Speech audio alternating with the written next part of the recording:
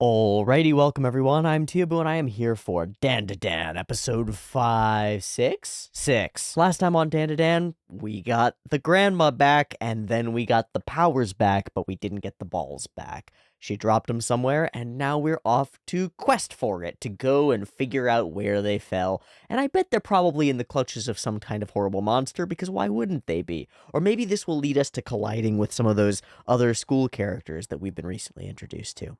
Who knows? I'm excited for the weird. We've hit like a breaking point, right? And now things are going to change a lot. We had an episode where we got to do exactly what I wanted and slow down a little bit, do some character building, and I think the character building was really effective. I believe so wholeheartedly in the relationship between these characters, even if that relationship doesn't have coherent labels to it. It's real and it's legit. It's good. It's founded on caring about each other and getting to watch our characters sort of part ways and be kind of angsty and not be able to find each other cements that yearning for me in a really powerful, really visceral, really real kind of a way. And then the grandma's back. She's the one who's in the cat. I can't believe that I didn't think of that. It seems so obvious now, and yet this is anime. One character is not the same as another character until you are shown otherwise, you know? Just having a cool cat that dances around, I would have never thought that it was grandma, that it was Turbo Granny stuck in a lucky cat. So, I love it. I think it's great, and I think that whatever we end up doing with the balls and whether we're able to get them back and give them back to him and give her powers back to her, somehow we're going to end up keeping those powers for the long term and keeping Granny around as a little cat for the long term. My desk just shook because the cat jumped off of it. She's a good kitty. I want to sketch some of the faces of the cat. Just some of the vibes of the cat from the ED, mostly. I'm just going to go through it and maybe get sort of... Yeah. Round fucking head. It's got a little bloop here, and that is red. And then that's the ears. Boop. Boop. Boop. Boop. Boop. Boop.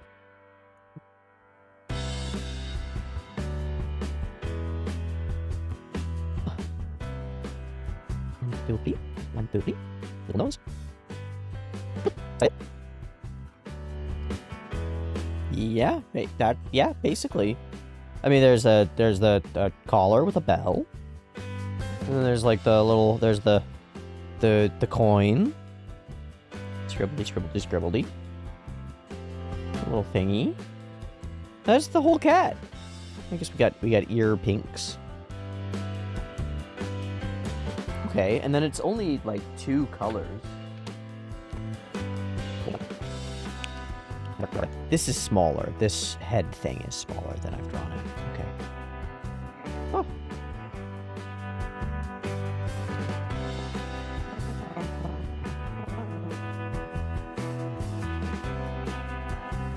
Aww.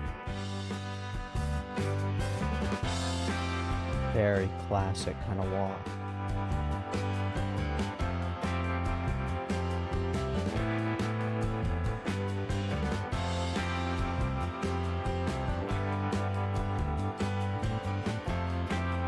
Little cycle.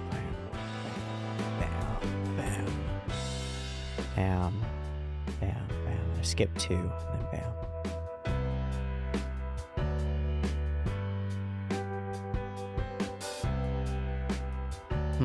bam. Interesting stuff.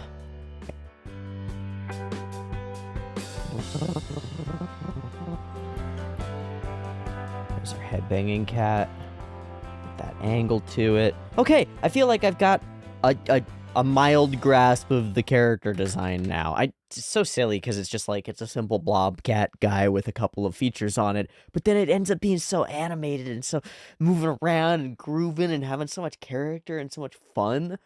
It's a capacity that I want. It's a thing that I want to be able to mimic with my own characters or any given blob or design, right? Give me a goop with eyes, and I want to be able to make you feel that goop's feelings. I want you to make it you feel when the goop is dancing down the hallway, you know? This little kitty cat is a pretty great example of taking a simplified character and doing that with them. And also mm, the opportunity that a simplified character gives you to build out these like really complex characterizations that are really simple because of the simplicity of the model that you're working with. You do weird, complicated movements and cool, crazy, kind of over the top walk cycles and animation stuff without it feeling like you're stretching or destroying coherent characters because it's already a blob. It's already just a thing. I want to be able to do that. It's the character of the thing. It's the icon of the thing. It's the feel and the vibe all conveyed through the screen. One day this power will be mine. But today is not that day. Today is another day to watch Dandadan, to experience some really incredible art, some really stellar sound design, and wrapping paper, all the stuff around the art, around the story, around the ideas that make them so fun and so vibrant and so cool to dive into. Let's dive into them. Let's see what we experience in this next episode of Dandadan and how it sets us careening into the weird future, you know? I feel, in a deep sense, though it's a subconscious sense, it's not like I can't put my finger on it exactly. I feel in a deep sense inspired by the shows that we're watching right now.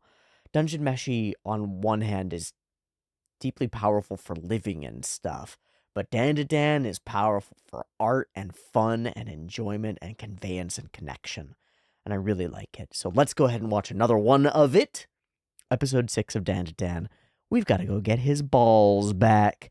It also, I can't really usually tell this, but there are like chapter markers throughout the episode. It looks like we get like halfway through the episode before we show the OP. Weird. Let's go ahead and watch episode 6 of Dandadan, which I have up and ready to go. And we'll find out why the OP plays so late, maybe. I've got the episode up. We're using the new Desu subs. There'll be 2 versions, picture-in-picture in the description, timer on YouTube, beep beep timer to count you down, and early access on the Patreon. Let's beep beep timer.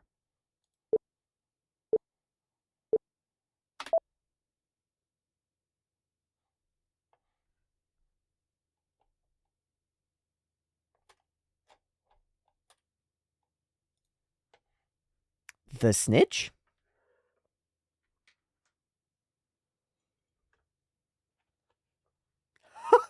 Hey, they're not that small. Uh, they're wreathed in spiritual energy, so... Are they now?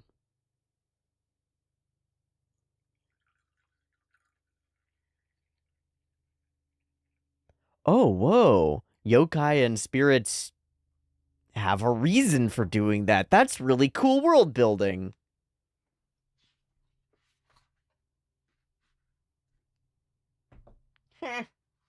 Yeah. Not her fucking problem. Now your fucking problem.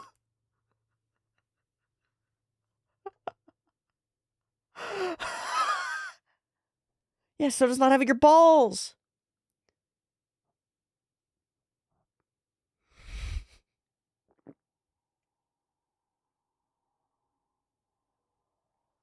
What's her sweatshirt got on it?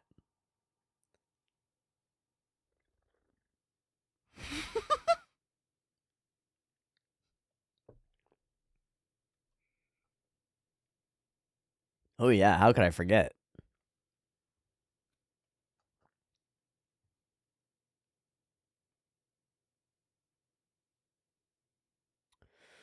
Dangerous. It sure could be in... Uh-oh.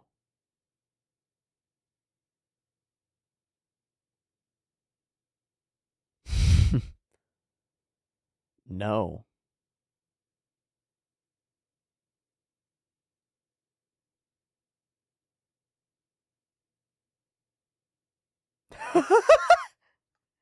Yeah! Just like, wait, registered. Wait, oh shit. Oh, uh-oh.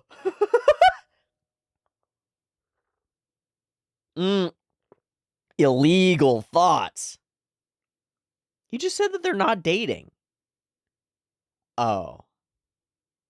Everyone?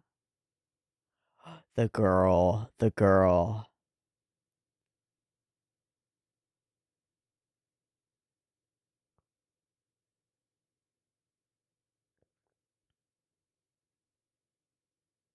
Are they seeing that?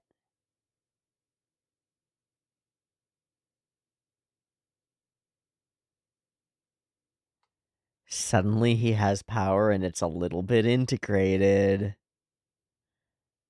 Just a little bit. Okay, they didn't see that.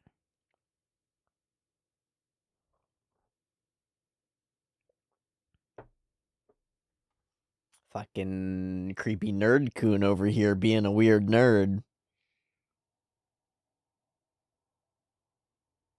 Everything is totally normal. All is well, all is well. Ah! It's so like a magical girl show where you've got your spirit animal with you.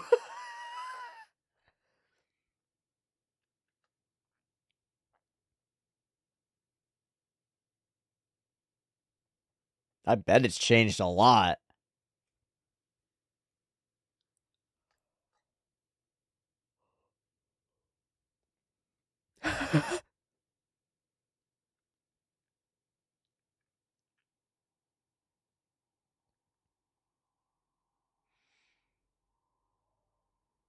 Is this a play?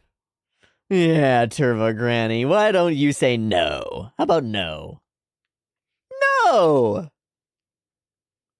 Cool angle.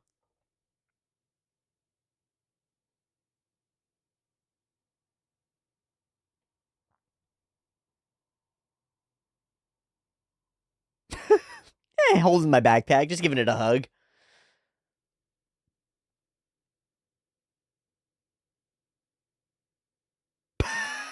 Totally inconspicuous.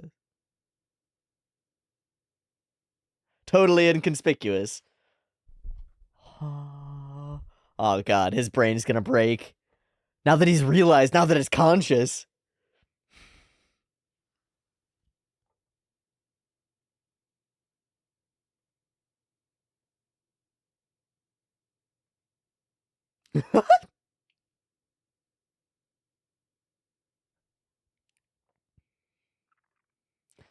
Oh god, what do people see when they look at you?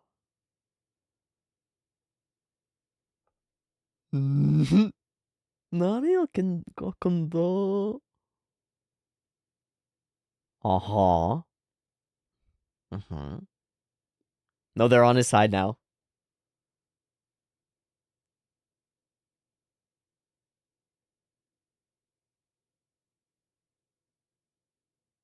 It's her. It's the girl.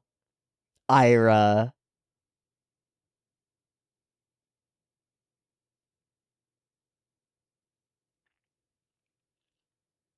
I'm a perfect pretty girl. Oh my god, we're back to, oh, what's her face?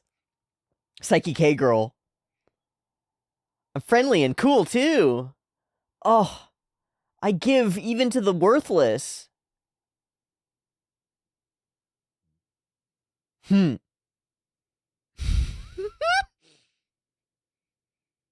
Yeah.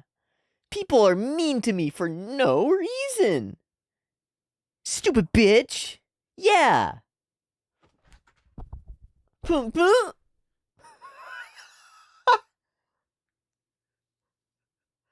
Uh-huh. Oh, she can see.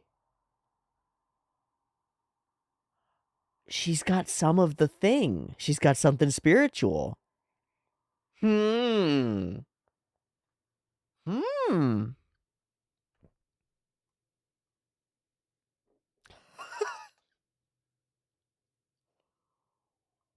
Mm-hmm. I've always known in my heart that I was special. She has the balls. Fuck.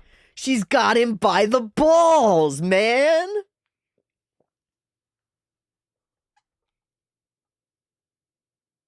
We gotta talk at some point about the, like, the first night out joyride angle on the chase scene. Because there's an angle on that that's like, oh, that could be that I think the SOS Bros came up with. That's like, oh, maybe that's a representation of their first date night, including riding around holding his dick on a big roller coaster ride with the William Tell overture playing and stuff. And my brain has changed since hearing that because it's like, that could be true. So with that in mind, it's like now we're post that he's wondering about possibilities and stuff, and this other girl has him by the fucking balls.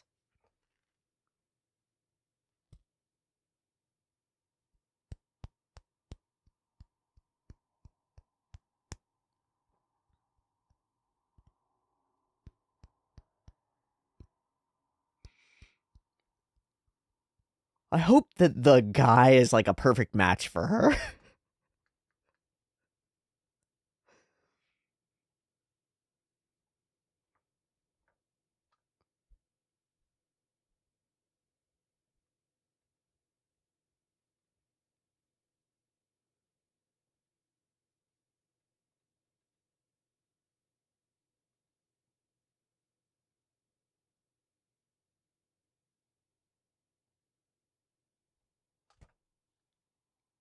Tama.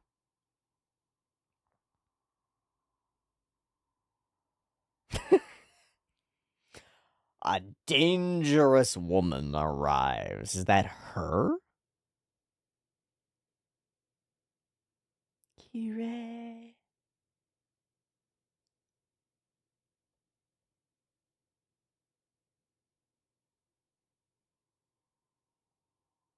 Weird stuff's going on. Oh, but that makes her a target for whatever spirit shit.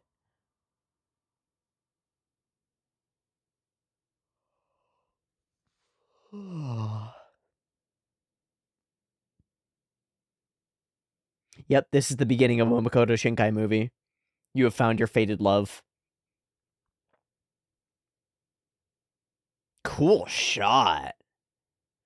We follow the ball. Oh, wow. It's almost my precious-y. It's like, wow, wow, wow, wow, wow, wow, wow.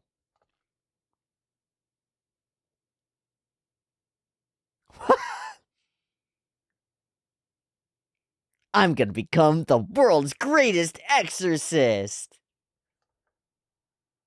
What makes a cross genuine? Is it a cross or is it not? Timu cross doesn't work.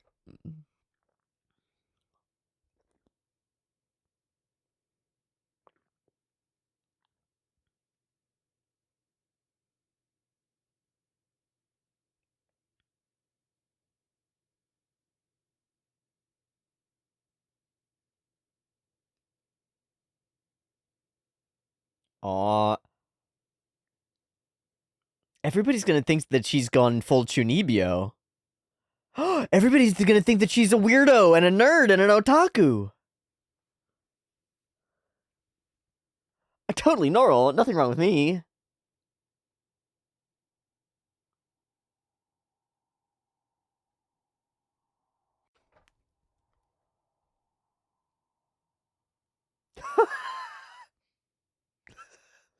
They have sign language. Holy shit.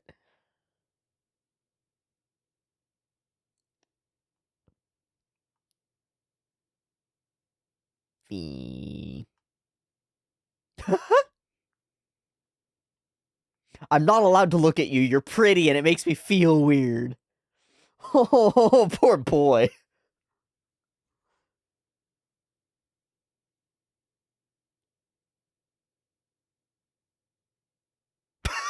I mean, okay. Yeah, cool. I bet it's real.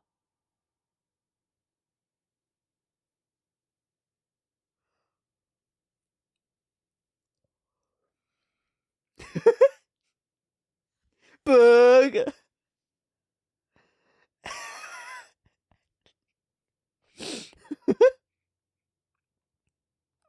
I'm a little overwhelmed by the interactions between Turbo Baba and ISA.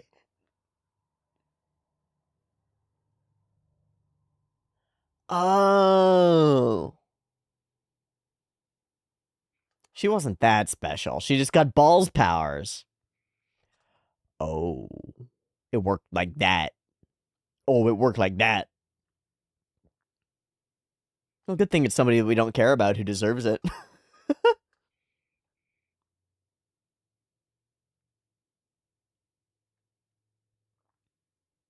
Only thing is, it doesn't work that way. I hope that she becomes ostracized for being a weird chuny.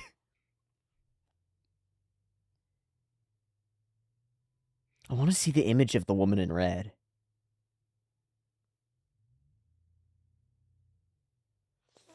That's got to be an urban legend. It feels really familiar to me, but I can't place it.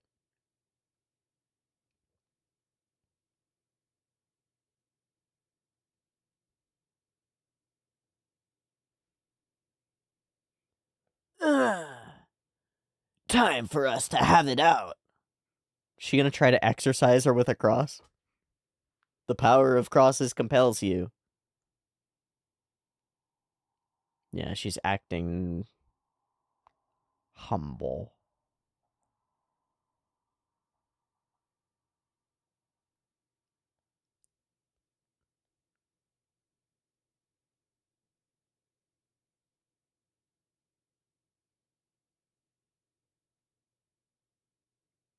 All the pieces come together. Oh, this is a good place to kill your rival.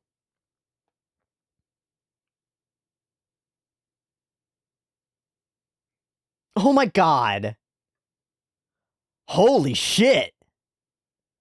Zip ties, huh? Are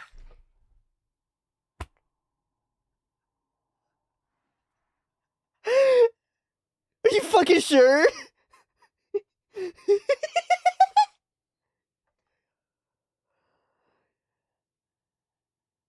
Yeah.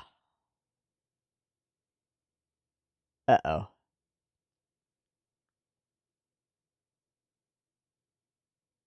She doesn't have any powers yet. Uh-huh. You know about the mystery. You can't have it.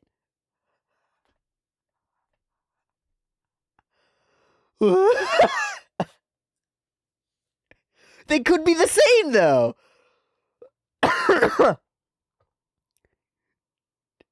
Yes.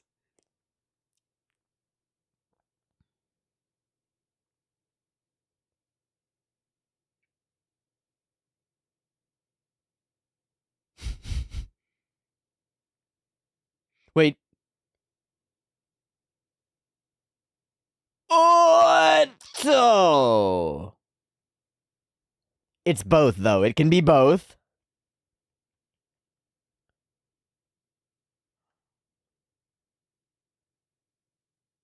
Why? Why her? Whoa. Whoa, we're building character for her. She's gonna be a full character. You got it twisted, girl. Yeah, go Toasty. Let's go. Oh, he's still got jaw. Okay. She's fast. Dance?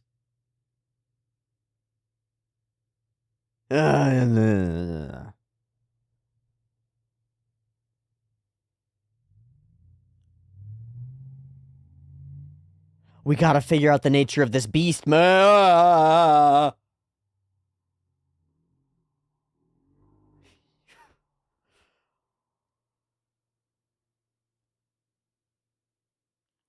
Fuck.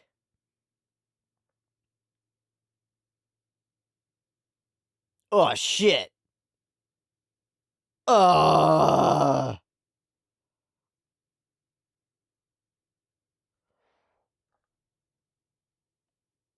I get it. Must be a thing where, like, it's a creature that follows you, and then if you look at it, it catches you. Okay. Saying goodbye to her mother?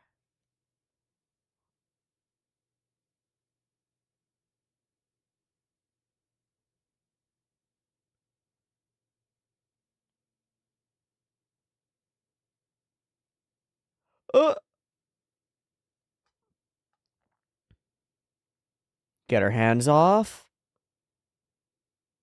Nope.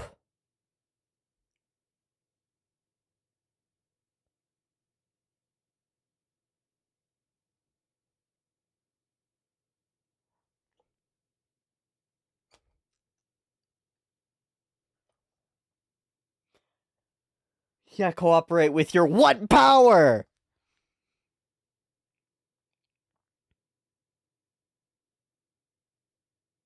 Got a phone? Ah!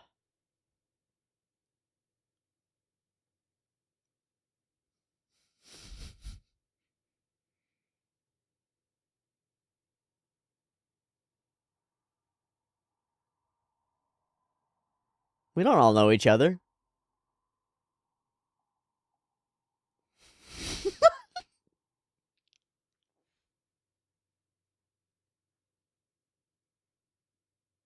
You just called your mom a monster, girl.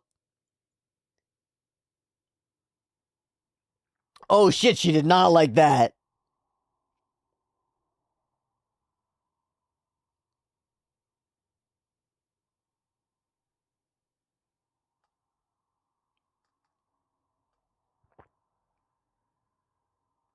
Oh, now it's like a protective parent. Huh.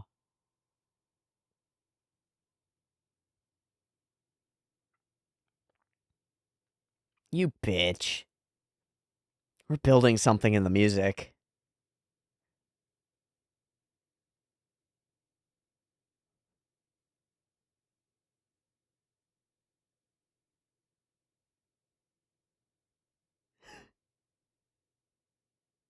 Hell yeah. Ghetto ghetto. That should not have been gurgle. Ghetto ghetto is like frog.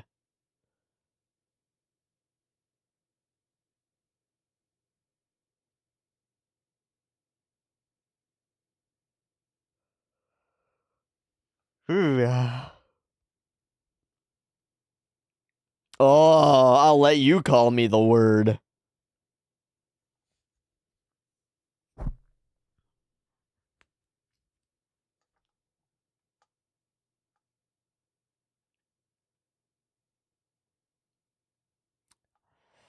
What are you gonna say? I say.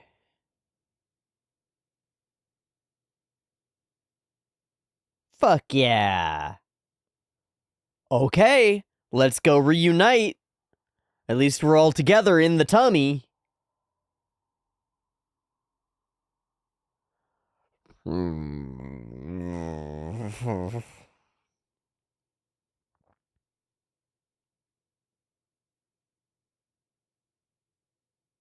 With what power will you help, Turbo Baba? Yeah, she's in mourning. Dice Senpai.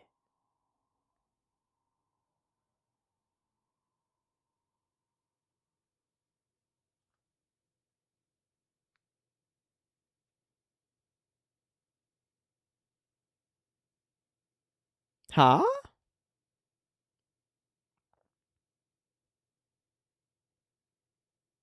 Oh, that's why it smelled like oil.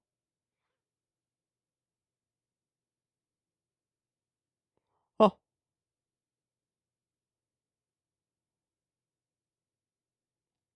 Yeah. That's weird.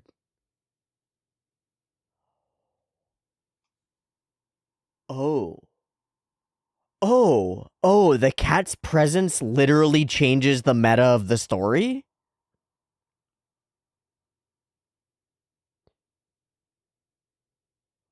Oh, we bend fate a little bit.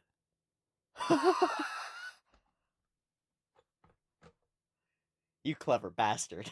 You clever fucking bastard. The cat's presence bends fate just a little bit, and gives us room to fuck around. Gives us room to be like, yeah, that's impossible. Unless. What if a bunch of really strange coincidences lined up? I fucking love that. It's just, I mean, it's just lampshading. It just gives us an excuse to do whatever contrivances we want. but it gives us an excuse to do it in a way that's fun. So I don't care. It's fun. I love that. I love it. I love it. I love it. I think that's my favorite thing here. No, it's not. Oh my god. No, my favorite thing is Aira thinking that she's the chosen one. It's such a picture perfect, total narcissism, complete self obsession. Oh, it's pitch perfect.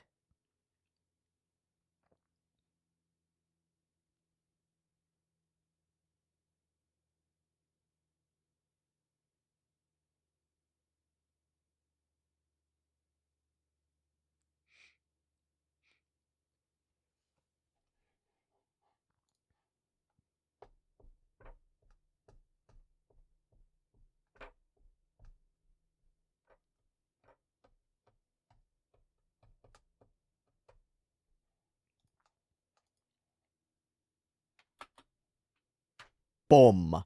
We have burned and defeated, I think. I assume. We have burned and defeated this creature with the power of, goddamn, a little bit of luck beckoned by the lucky cat. Momo being smart and skilled, and Okarun getting eaten. Poor boy. Holy crap-a-moly. I like this idea here at the end a lot. I said it as we were heading through the ED.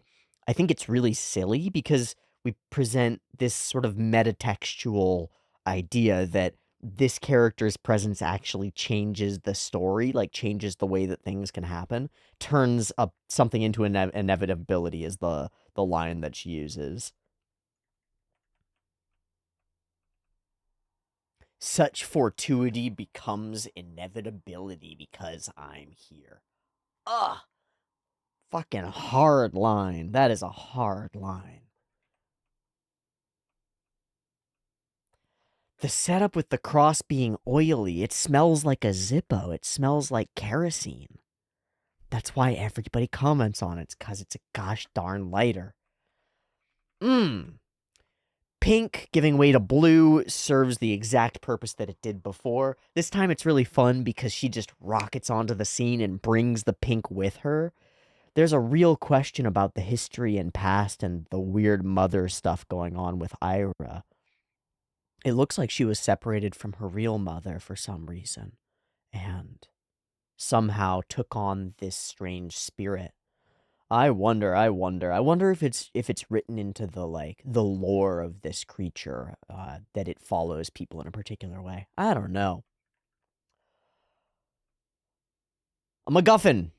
It's a MacGuffin episode. There's a MacGuffin, we gotta go find it. And we are off searching for the MacGuffin from moment one. The MacGuffin finds its way into the hands of our grand ideological enemy, the Demon Lord herself, in some ways, right? I mean, she's just a kid at the school, but she's the only person in this world that we've had any sort of disagreement or conflict with. So placing her as the one who finds the MacGuffin sets us at odds. It sets us on a collision course. I think it's really simple, and there's some brilliance in its simplicity as a writing thing. It's like, man, how do I get these characters that I really want to be deeply engaged with each other? I don't know, have one group looking for a thing that the other one found. Oh, great idea. Fucking great idea.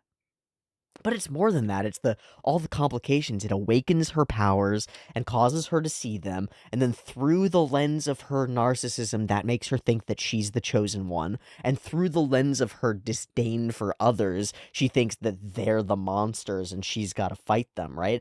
It hits her brain and becomes part immediately coalesced into part of her understanding of the world that presents her as on top and better than everybody else, and everybody else is people that she's supposed to manage and deal with. She represents herself as like chosen hero already, this perfect girl who everybody is looking to. So why not extend that to being a real hero out in the world? I always knew. I was always waiting. Of course you were. It's so funny. It's so funny that I had this vibe that like, wow, we're kind of doing this magical girl transference of power thing with Okarun because he's coming to school with the creature, the sort of fairy creature in his backpack and stuff. And that's like a classic episode 2, 3, 4 trope for Maho Shoujo, for Pretty Cure, for things like that, is like you get these fairies or creatures that grant the powers to these people on Earth in order to, I don't know, save their homeland or whatever the storyline is for that year. And then the fairies come with them to school and they're like having to hide them from everybody in school. It's interesting, it's intriguing.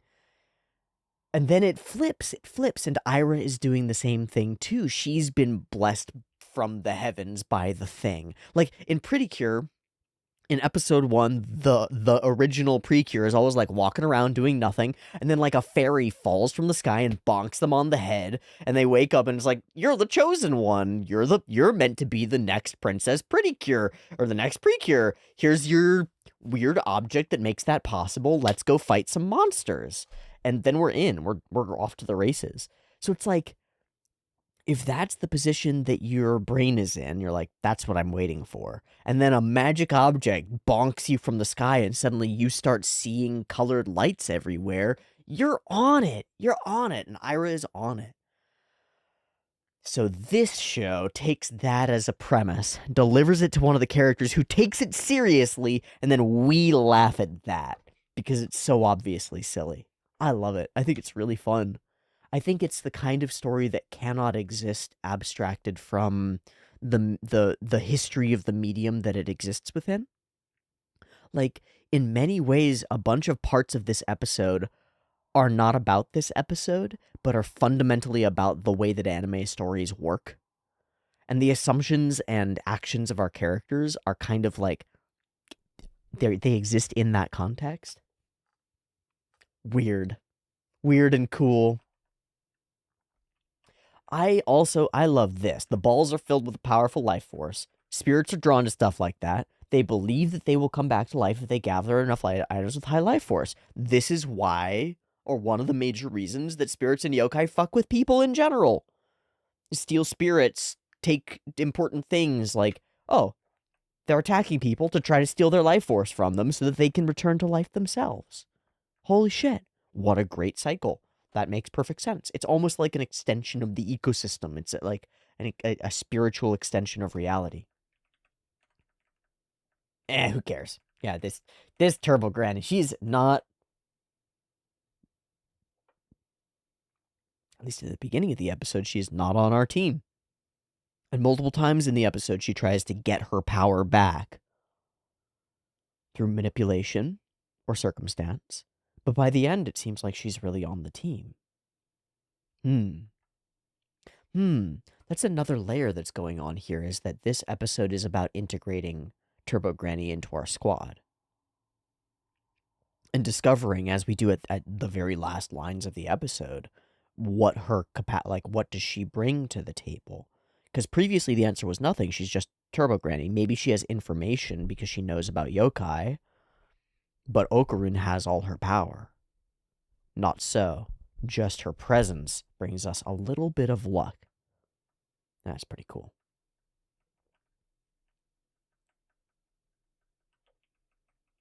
Granny in corners watching.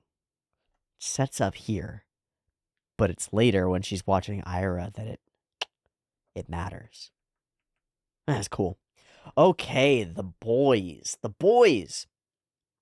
There's a fun thing about Dandadan. I'm going to try to put it into words now. There's the magical story that's going on. And in some ways, I feel like the magical story can be viewed as like a psychological abstraction of the internal worlds of our characters. If you want to. I think you can view it that way. And then there's the material real world story that's going on, like literal physical events. Literal physical events. We've become friends with a girl.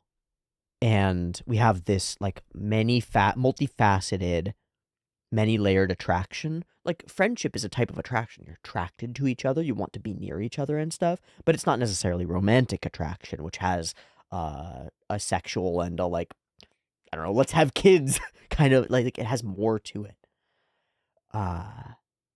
That's becoming clear, and it's being made clear by circumstance because it won't be crystallized by just continuing. Okarun is so out of his depth in this relationship so far that he can't even grapple with what it could be until it's introduced to him here. But then there are all these sort of dreamlike things that happen when we're alone and doing spirit stuff. And then we come and we try to figure out how they apply to the real world in real world terms, and the two interact with each other in a weird way. The abstracted, almost subconscious, almost internal world, which is Okarun is closest to that when he's in he's got jaw and hair and stuff, right? He's more spirit than he is his physical limited self. Yeah, he's more like who he is in some ways. I don't have all the pieces, but I've got enough puzzle pieces to be like, ooh, there's a picture forming here. And the picture that I'm getting is something like they're not divided, and so it's hard for me to divide them, but there's a division. There's one world and then another world. There's the physical world and then the spirit world, kind of, right? Or like the physical world and the psychic world, the psychological world. And we enter and battle in that psychological world together as a team, as a unit, as a relationship unit almost, right? Like it's the friendship itself that's fighting, as opposed to us individual humans, kind of. It's like our spirits fighting. And what are we fighting against is like representations of things, ideas. We're overcoming them together. So our first episode, the representations that we overcome have a lot of weird things to them. Yeah, they're aliens. Yeah, they're Turbo Baba and monsters and stuff. But they also have some weird layers of like hypersexualization and assault, right? From both the aliens and from Turbo Baba. And we overcome those things together and ourselves. Like each internally overcome those things and then work together to overcome them together. I feel like there's a way that, in words at least, one could abstract these things out fairly effectively and be like, Dandadan is a story about two people who meet each other and find that they have something strange that connects them that they aren't sure how to put into words. And then they turn their attention to building this relationship and friendship and have to overcome all these unspoken, maybe difficult to frame out, difficult to put into words, struggles about the way they see themselves, the way that they expect themselves to act, the way that the world expects them to be. And it's overcoming all of those things that they do when we change colors and like enter the spirit world and fight together. In any case, here in the real world, Okarun has not even considered that ISA might be attractive. It's off limits. It's not permissible behavior, not permissible thought. Not allowed. Not allowed. Just a friend. Not allowed. Just a friend. But as soon as somebody else says it, it's introduced to his mind and he can't get it out of there. It's really cute. It's really cute. Okay. No, so introduce us. She's super cute. She's cute? I never even considered that. I was just happy that I made my first friend. But if I think about it, she might be cute. There might be something more going on here. Oh no. And now we've unlocked this piece inside of him that is deeply attracted to her, right? And he wants to lock it right back away. Put that shit back away. We do not do that here. She's my friend. I don't treat friends like that. That's illegal. That's wrong. Thinking otherwise is impure and bad. Wow. Ooh, how do you battle with your own feelings like that? Not this way. The answer that I do have is not this way. I don't have a cohesive answer, but the answer that I do have is not like this. That thought is bad. That's wrong. I should be ashamed of myself for thinking that way. That's not going to work.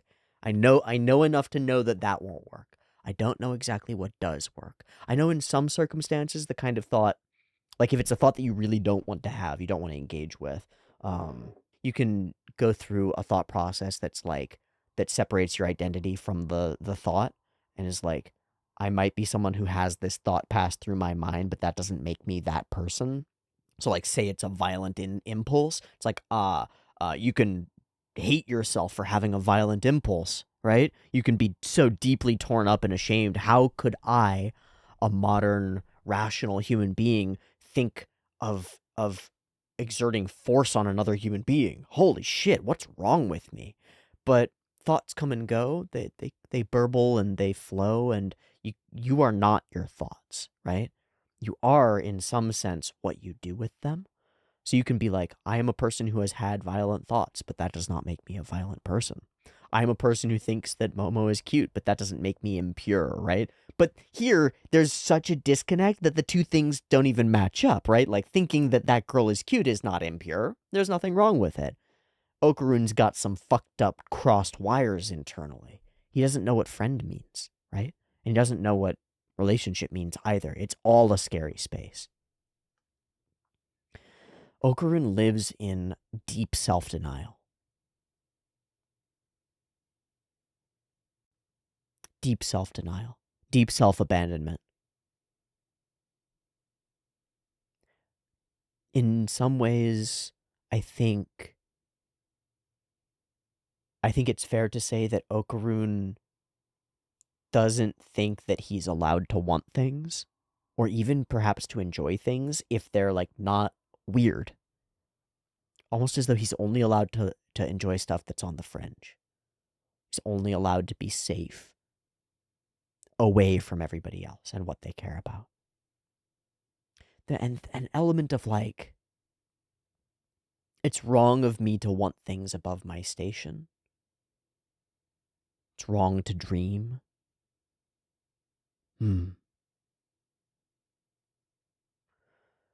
It's not spoken in him because he's still this kid person, but through that lens, I start to see this like, kind of given up malaise of an attitude that he takes on when he has the power. Because the Okarun that we know is very like gung-ho, but it's fake. Underneath that is a feeling like it's all pretty empty. Ugh, what a drag. I don't know. Rumors say she'll sleep with anyone. She's like a total hoe, dude. That's so cool. Who's doing that, huh? You want to fight? No. I want the truth. He starts to exert some crazy force here. Momo is not that kind of girl. It's best not to spread rumors. Okay. I thought we weren't going to get here because Turbo Baba split. Yeah? I'm so glad that we're getting here because this is what I really hoped was what we were doing with Okarun. Okarun is a self-denying person. He's a self-denying young man, and he's on the path to being miserable forever. He takes on this punk energy power. That's what Turbo Granny has, is this like, fuck you kind of energy. And in the integration, faulty and partial as it is in this circumstance, he's able to take action. Initially, to run away from things that are bad, to run toward things that he cares about, to run toward Momo, to try to help Momo. And he's able to stand up here, to stand up against something, to not just fold and run away. His meekness evaporates, and he's able to actually say what he believes, to not deny himself, but only when he switches, only when he's somebody else, for now. Let's see if we can chart a course over the course of the show of Okarun becoming more fully embodied, more fully integrated, more incorporated as a person, having the things that he denies, his lust, his rage, his full, just the willingness to disagree, to say that that is wrong, and I choose to say that. Like, I won't rely on some external authority to say that. I say it. I choose. I believe. I think. Okarun doesn't. Yes, okay, it's all fine, it's all good. Whatever you say is the place that he exists in. Maybe he won't in 10 episodes. Maybe he'll be a little bit different, a little bit more able to stand for himself. He's willing to stand for Momo. He can't even help it, you know? He's in shock. He didn't want to do this. But a part of him did. A part of him needed to. And before he had the power, his only option would have been to crush that part down and pretend that it doesn't exist, bury his head in the books, and go to the UFOs and the weird and the strange and the separate, and stay separate. Stay separate. Because if you get close to everything, you're going to have to deal with those complicated parts of you that emerge and you're not in complete control of. And how do you deal with that? Fuck. It feels very real for a young man trying to figure out how to stand. Yeah? How do you stand up for something?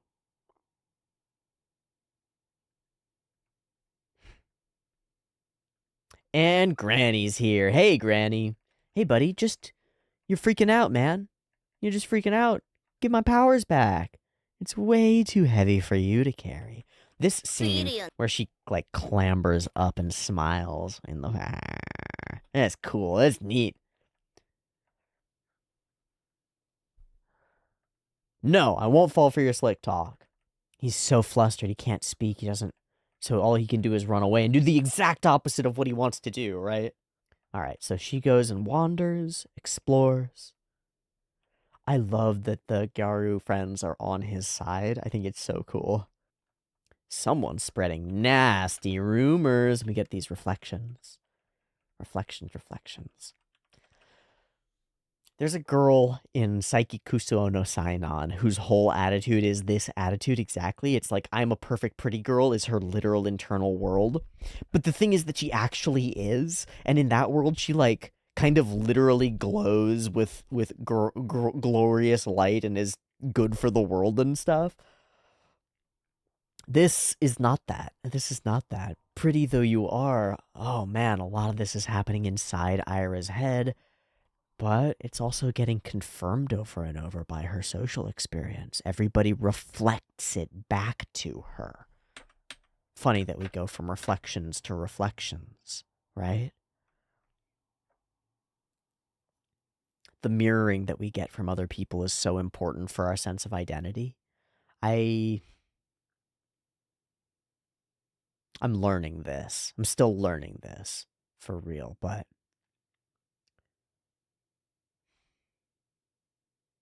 This is one kind of mirror, and this is another. And just as Narcissus became obsessed with his reflection in the water, leading to his death, one can become obsessed with their reflection in other people. I think it leads to a kind of an internal death, because you stop having the internal compass of, like, I'm right, this is what's worth standing for, this is wrong, I did something wrong, and suddenly you have to turn to the outside for all of those things. You go, hey, my crowd, am I okay? Am I still good? And the crowd goes, and you go, oh gosh, okay, all right, good, because I don't have an internal sense of that, so I need that from the reflection, and if it were to ever change or go away, oh boy, I don't know what I would do, yeah? If I don't get a constant stream of people adoring and in adulation of me, maybe my internal sense of self is so negative or so empty that I feel like a deep loss, something wrong, and I need to fill that void. I think that's right on for a character like Aira, because you build a self in that sense that is made of the reflected stuff, and it's not necessarily true. It's not necessarily true, because you can falsify what you show, and that falsifies what's reflected. And she is falsifying what she shows. I even greet the local blockheads with a smile. I pretend to be generous and beatific and cool. Why? Because they reflect it back at me. Because I get something from it. Because it fulfills me.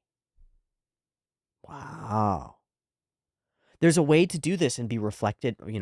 Our identities are formed by the reflections that we get from other people in large part.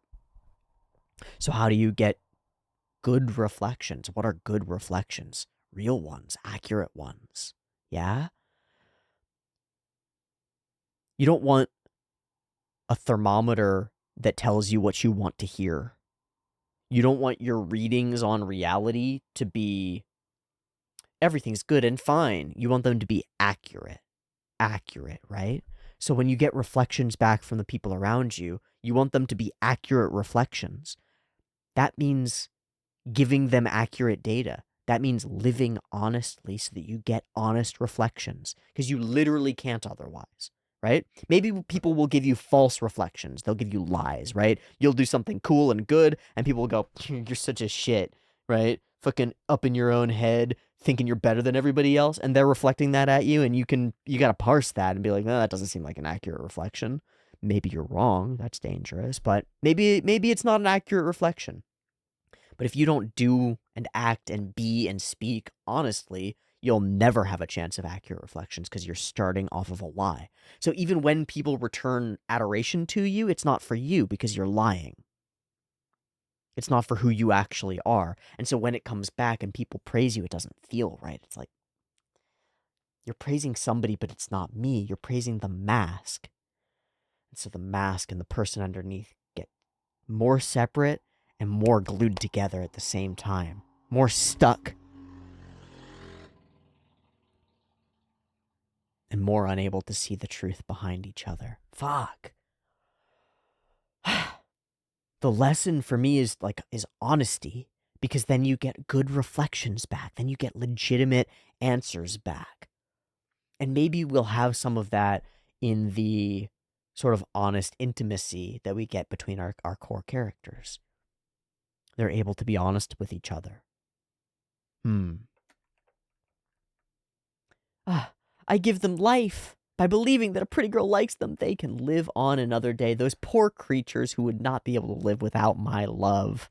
Or my pretend love, I am not just a pretty girl. I am a pretty girl who is kind. And even me, even I have things to get so upset about. Like that fucking bitch. Stupid and evil. Okay. Cognitive dissonance. Oh, I love cognitive dissonance. Okay, I hate cognitive dissonance, but I love it as an idea, as a way of seeing things. I'm a perfect person. I'm a good person. Rumor, rumor, rumor, slut, stupid bitch, fucking whore. I wonder if you were to ask Aira in a different context. Do you think that, totally abstract from this situation, she's in a rational state, thinking about stuff calmly and clearly. Do you think that good people spread rumors about other people being sluts and whores and stuff when they're not true? Like, obviously not, right? Clearly no. And yet, Aira has no problem saying 2 seconds apart in the show, but like 10 seconds apart in the brain, I am a good person. She's a stupid bitch whore and she deserves to be slut shamed. How do you hold those two things as both being true? How do you possibly grapple with that the conflict inherent between those two ideas? You don't have to. Our brains don't have to do that. They don't have to do that at all. It's like a crazy thing to realize about people and yourself. Don't have to do that at all. Can totally live in the facsimile world of like, man, I'm such a good person. I love people, and all I want to share with the world is generosity, and then be an absolutely stone cold bitch who yells at waiters and screams for managers and treats your kids terribly and all this stuff. And the internal identity is, I'm a loving wife and mother. I'm a perfect, kind, pretty girl. And from the outside, it doesn't make any sense. It's absolutely nonsensical. But on the inside, it doesn't have to make sense. Don't ever have to reconcile those. Those are different people on the inside, and one switches off when the other switches on. And maybe this one switches off and this one switches on, and there's some shame about this one, but not usually. That just leads to compartmentalizing it further. Fuck, man. Fuck, man. I want to get back at that bitch. So. Ugh, but it's not working. My evil isn't being right. God. They just don't get it. She's a demon. We find out it's not just jealousy and bullshit. She saw something very, very strange. Definitely a demon. And that means I must be the hero.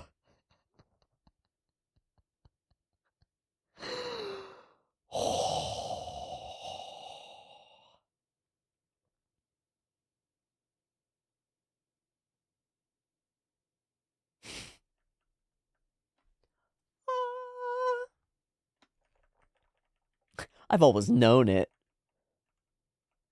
And the proof? The shiny thing. So she saw the flashes and the weird. Ooh, yeah. The shiny, shiny. And then I gotta see this shot. We just whoop. And we follow it. We're slow on the background.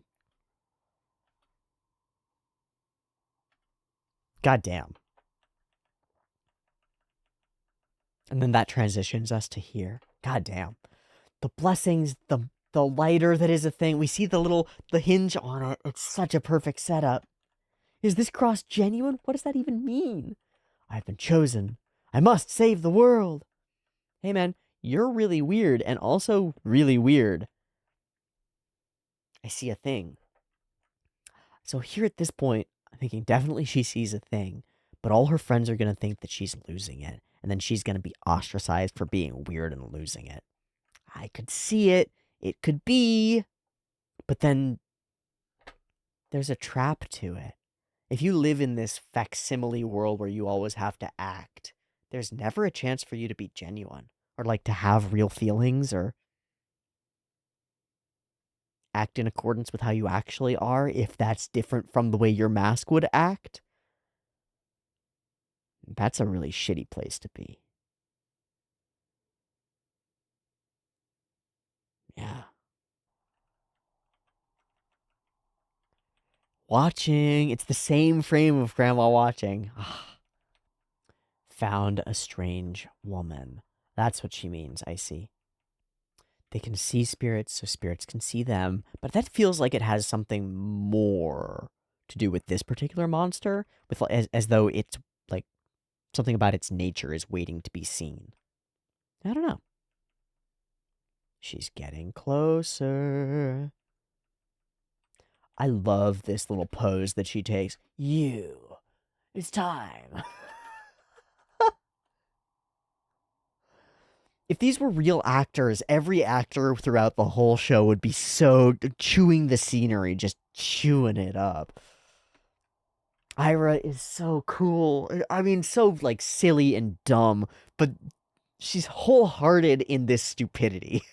I really gotta respect it, in the weirdest sense. Like, this character, as deluded as she is, genuinely believes that she has been chosen to stop a demon. And she's gonna try. I gotta respect it a little bit. I have to. Please.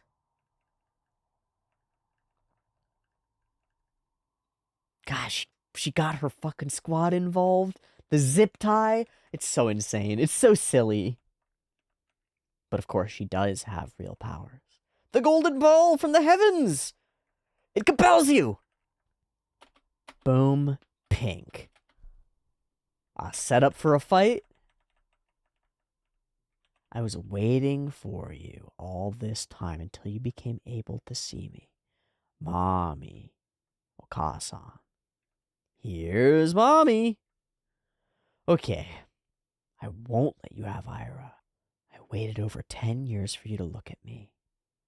You called me Mom back then. So maybe she had some latent power and then suppressed it after this? maybe kids always have the ability, kind of like hearing the bell in the train polar vortex. Um, yeah, I don't know. She just wants to be connected and called mommy. Okay. No. Complete refusal. I'm going to defeat monsters like you and uphold world peace. She still believes in this. It's super silly.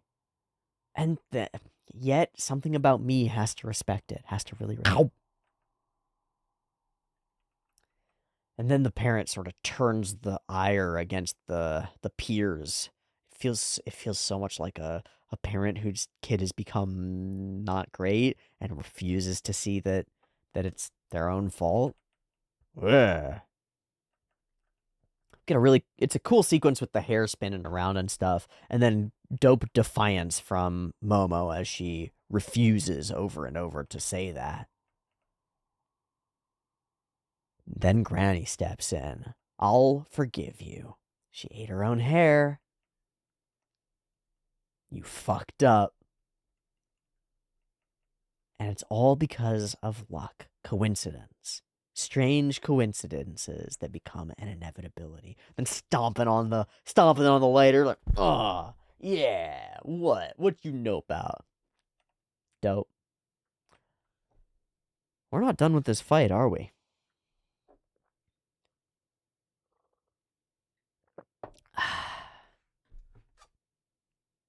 No, we're not. It's time for the counterattack. Okay. Okay, let's watch episode 7 and follow this fight up. Find out what this strange acrobat mommy monster is. And my honest hope is that we change something internally with Aira that makes her less an enemy and more a person that we know about who we're able to work with sometimes, maybe? Something like that. The fact that she's got this latent ability to see spirits and stuff means that maybe she could be part of our squad in some way. She shows up in the OP and stuff. But at present, she's really deeply at odds with us. A very classic anime shonen style thing is to take your enemy and turn them into your friend, but I'm not sure what the road for doing that would be for Aira. In some ways, she's already aligned. She wants to battle monsters and be a hero and stuff. Maybe in some ways, honestly, like more so than even we are, to being like protagonisty, yeah? But the underlying confusion and fucked up stuff about her makes that really difficult to integrate and to access. I want to see where this episode takes us. I'm not certain what's going to happen next. I kind of never am with Dandadan. All we can do is watch the next one and find out. So, episode 7 up and ready to go. Beep beep timer.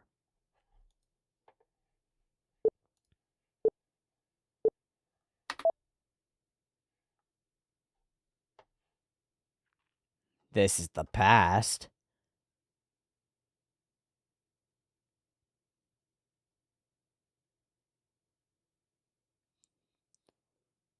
It looks like it's real footage. It might not be, but it looks like it is. Holy shit.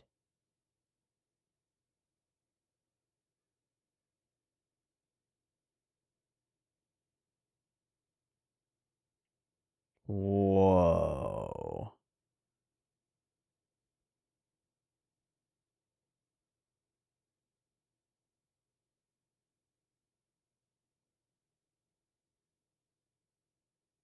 We gotta cut those zip ties. That's so cool looking. Nairase.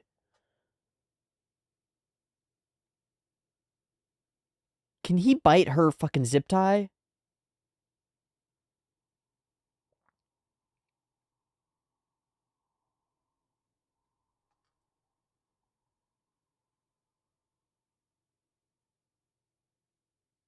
Fuck.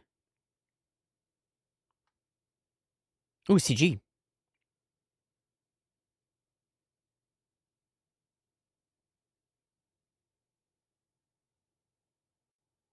What a crazy space. All the beams and stuff give us so much three-dimensionality. She's fucking powerful here. Yeah, it's like balance beams everywhere.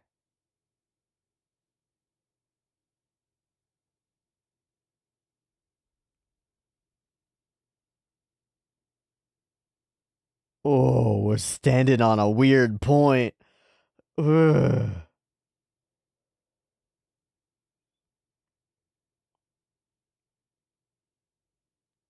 It's this desire for connection at core.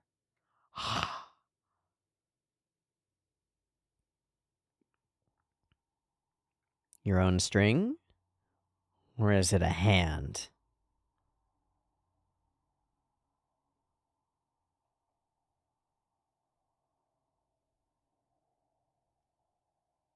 Oh, you're too stuck. And it works with Aira too. Can't let go of the things you've ensnared.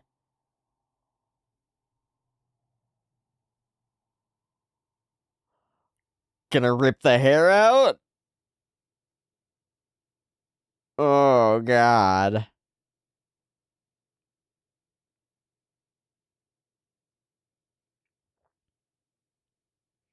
Okay.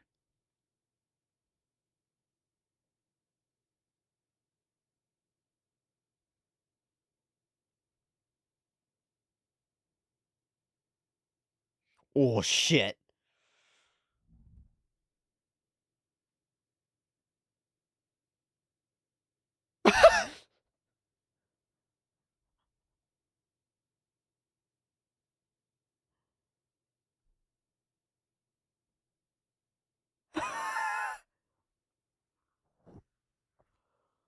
Yeah, that phrase that we've used before, he just doesn't know what to do.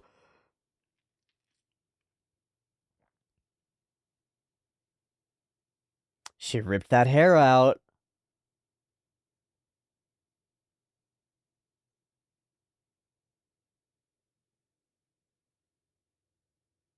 Yeah, like that. That'll do it.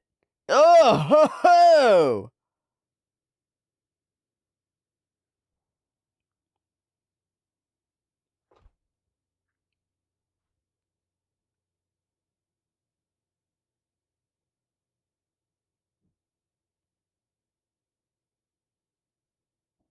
Yeah, you rocking your head.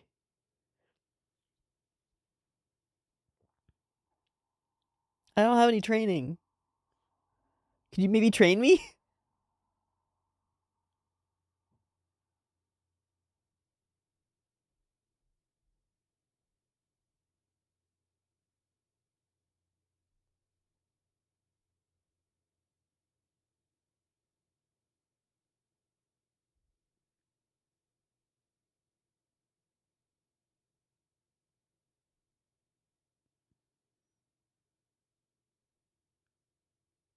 Got a sharp piece of rebar? Like, come on, something. That's like the most important thing that we should do. Yeah. The ball is gone. All right, how do we... Wait, what? One of them?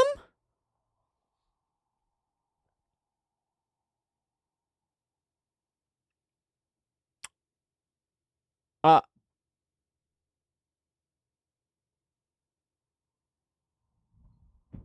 uh, that's not gonna be able to last. I wonder if bringing her back makes her different. Wonder if how we could maybe, I'm thinking that the monster has it. Has her spirit. Hmm.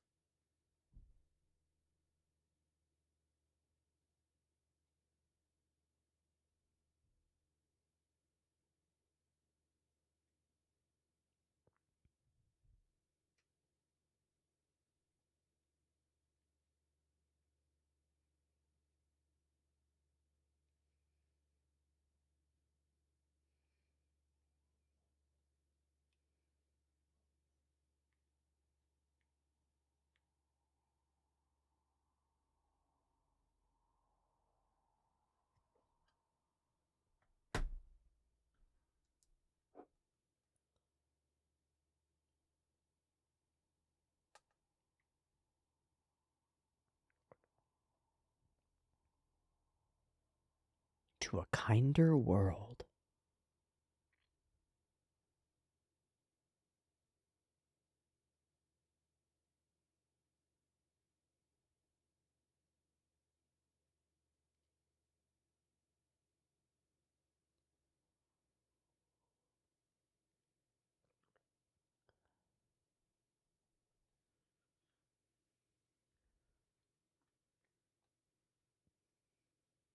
Oh, okay, yeah, actually. But if it's like a spiritual thing,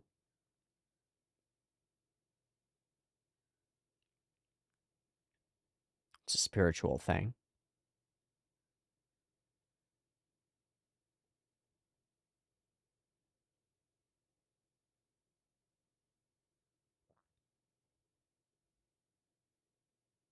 The size transfer.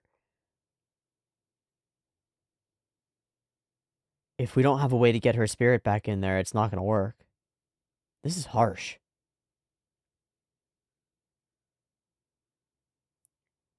Ah. No, no, no, no, wait. No, no, no, wait. She's gonna fuse. She's gonna fuse. Making Aira like him. Kind of.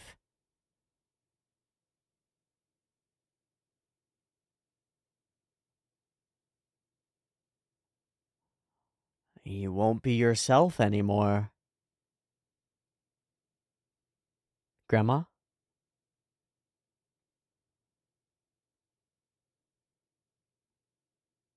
Whoa.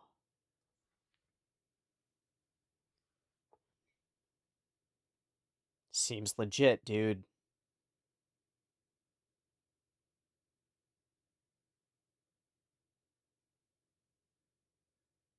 Do it.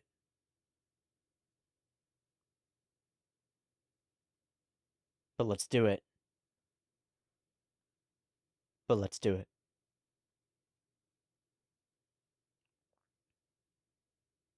Oh, fuck. That's so fun.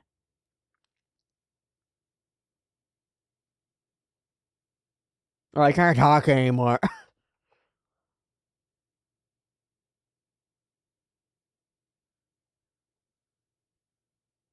Plug that USB in, baby. Do a file transfer.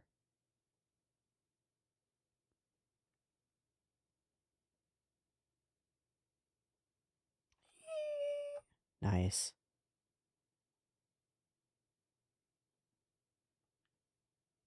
Nice. Oh, and we'll see the memories in the transfer, right? Yeah. Yeah.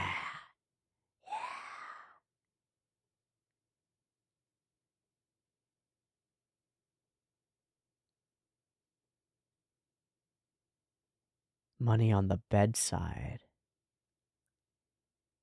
My brain goes dark places when I see money on the bedside.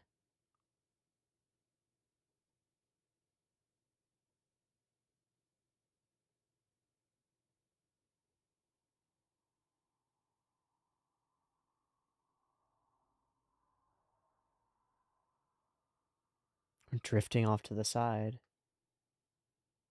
Oh, the dress. But it's a child's dress.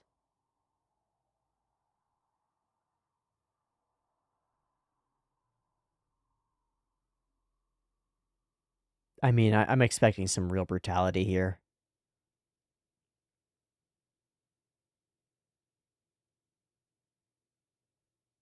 Now I'm doubly expecting it because that honed in on a simplistic shot. You hit right after that. Oh, Aira? Oh, fuck, that's really cute.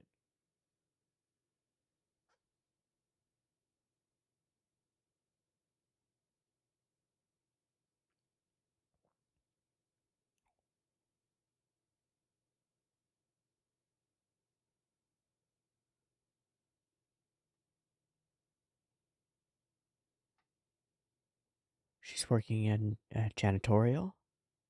Yeah. Working Part-time job. Putting Aira through ballet. Man, she's her mom.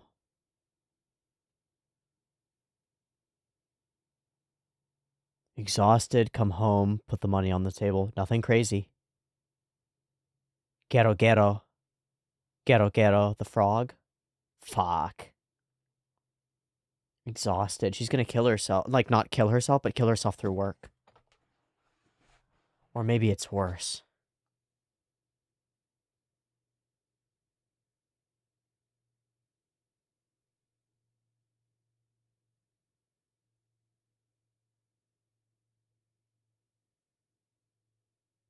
All the memories. Man, we are doing some 10 out of 10 storytelling here.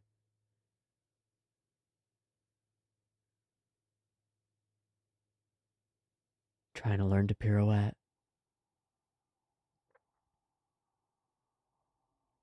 Money, money, money. The dress.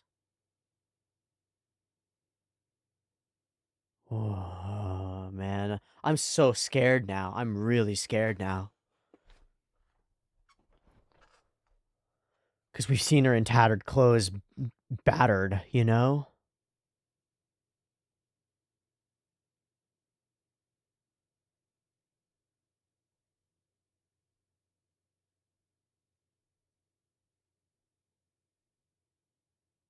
Okay, here's our transition.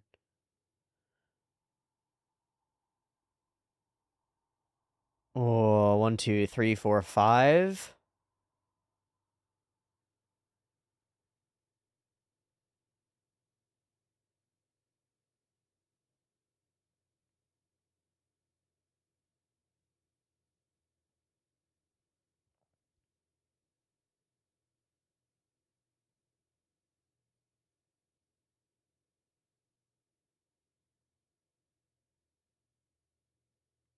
Abducted by aliens. Fuck.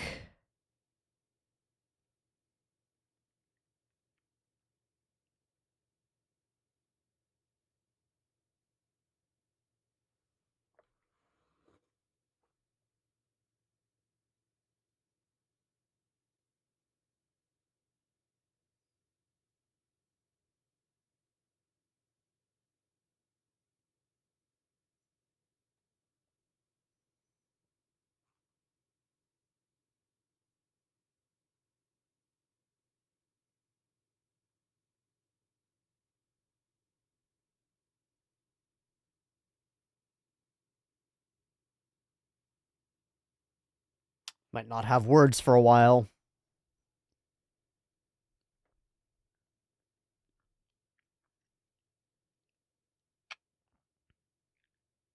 The desperate searching for your child.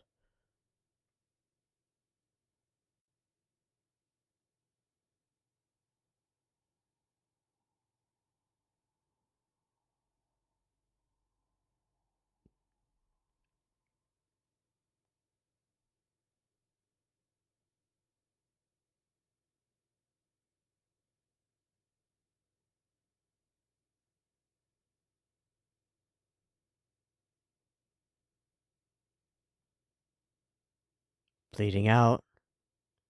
Gone.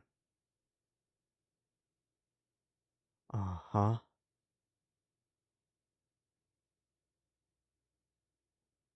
A new dance. A new movement.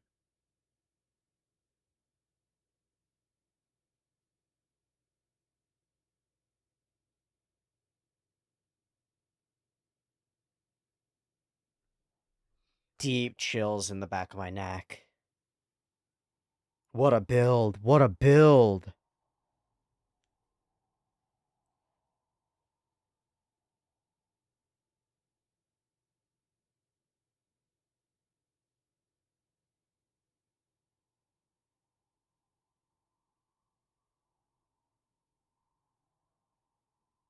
Uh-huh. Uh-huh. To death.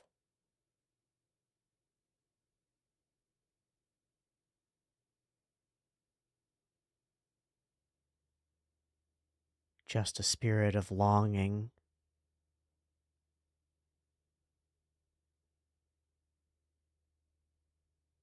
Oh, it's not even her. Oh my god, it's not even her. Her real daughter is out there. But that connection...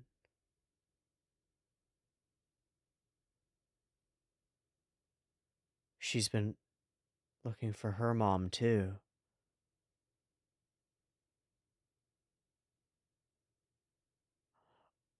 Oh, fuck.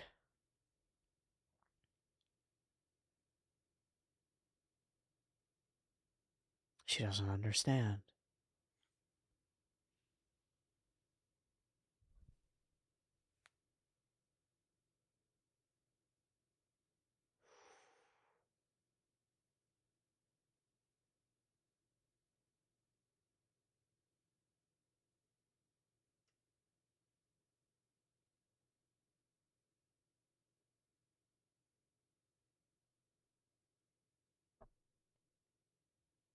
That must be the only connection. It's placed over. Whoa.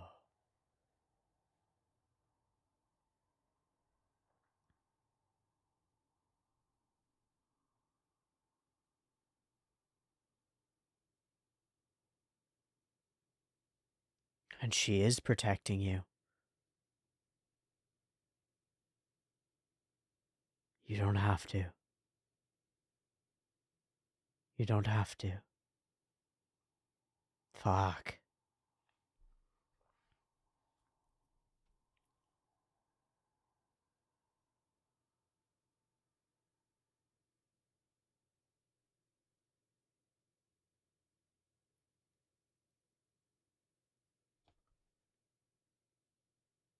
But desperate need for connection. Please, connection. She's gonna run up and hug her. Go, go, go, go, go, go, go, go. No, she's gone. She's gone. No, Aira needs to take some stance here.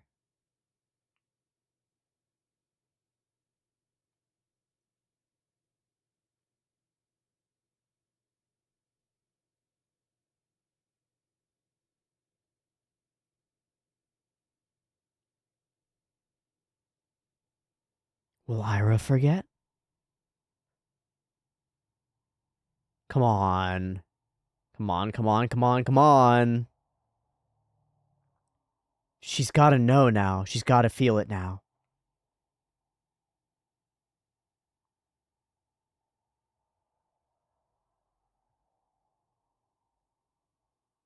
But what about not a stranger?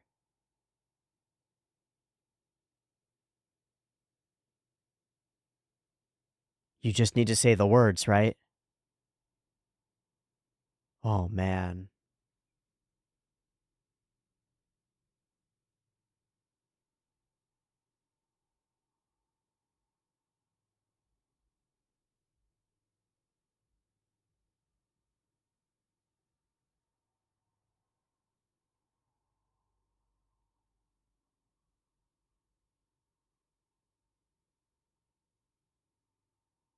Oh.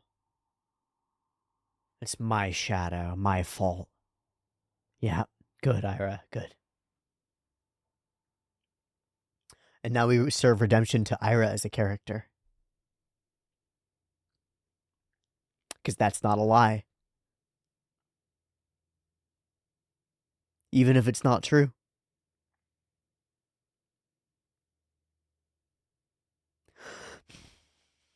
What the fuck? What the fuck is this show?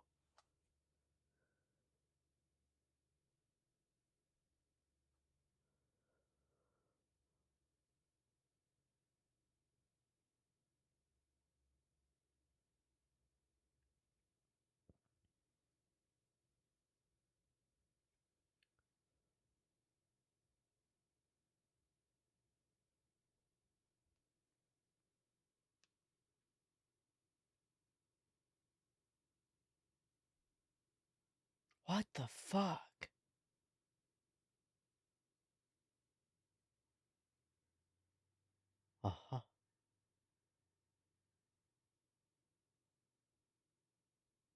What the fuck?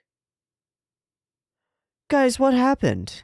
Where did our fun Dandan show go? Somebody took our Dandan show and they made it different.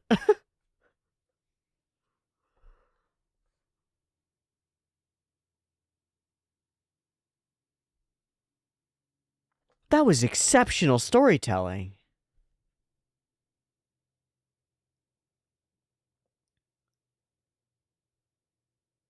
As a silent, music-driven visual experience, the closest thing that my mind goes to is the silent sequence, the music sequence, the pool sequence in Chainsaw Man movie. It's like so evocative, it's so powerful, it sucks me in.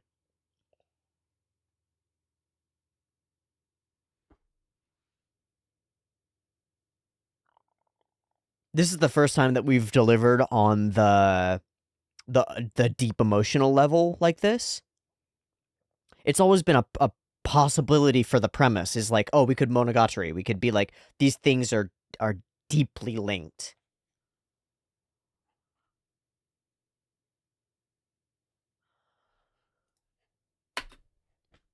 What the fuck? What happened to my fun, silly Dandan show? Suddenly we're in Oscar-worthy film territory. What the fuck happened? We're we're telling a deeply tragic spiritual thriller with connections beyond space and time and like ripple effects changing other people through your actions. What happened? What what like first off, as manga sequence, that's such a change in tone, but then as an animation thing, it's like we gave the whole episode to a different studio. And yet it fits perfectly. I'm not saying that like that it's different or like wrong or bad. What the fuck happened? We've existed on this level where there are justifications for stuff, there are reasons, there's emotional meaning behind things, but it's not that deep. It doesn't cut to the bone. It's not,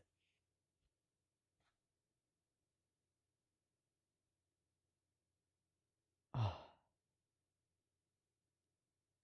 it's not internal soul surgery. This is like soul surgery. This is down to the bone. This is taking us to the root. Whoa. I'm a little in shock. I'm a little in shock. Um, the build for it, all of the elements that are peppered in and introduced in the last episode become critically relevant in this one. The disdainful attitude that Turbo Granny brings serves as a perfect backdrop for us to be like, no, it shouldn't be that way. The loss of hope into the choice by a character to love and by doing so generate hope and how that plays out sort of over and over. This is well wrought. This is well wrought.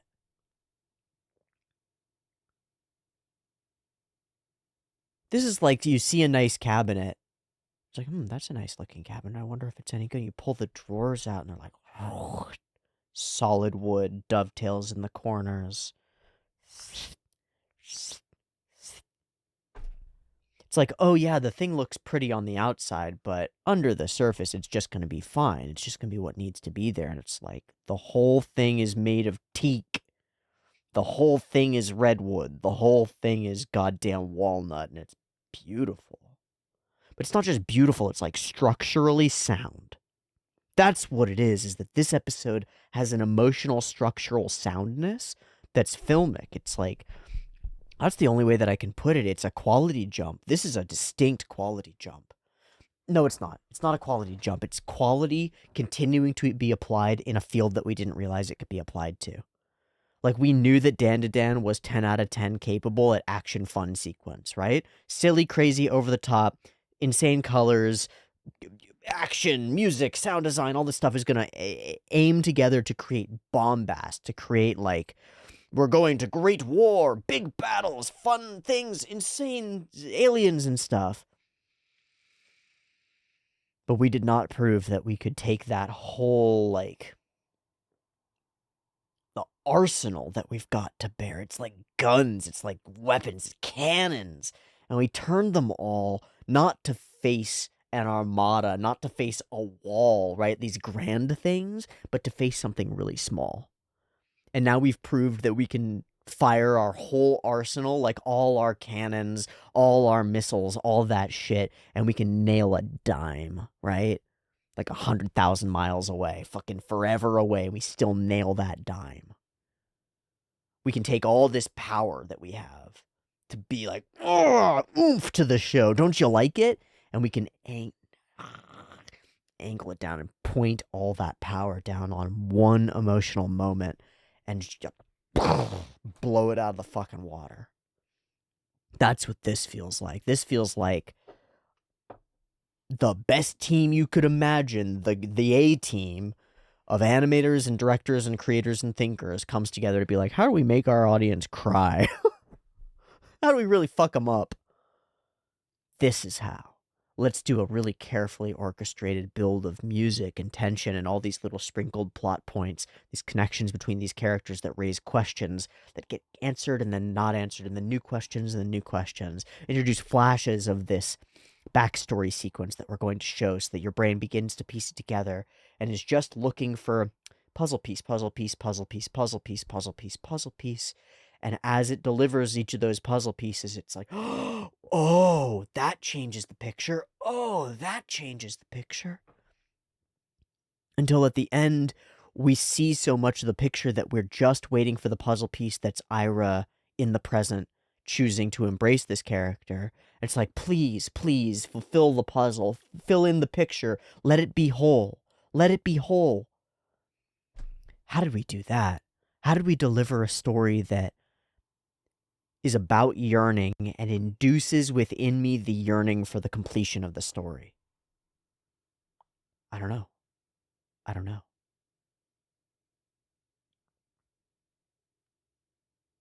The fight itself is really, really cool. The location and the space as we're bouncing around this grid pattern almost creates so much three-dimensionality. But then we bash her out. She's dead. Connect, connect, and we're somewhere else. We're in memory.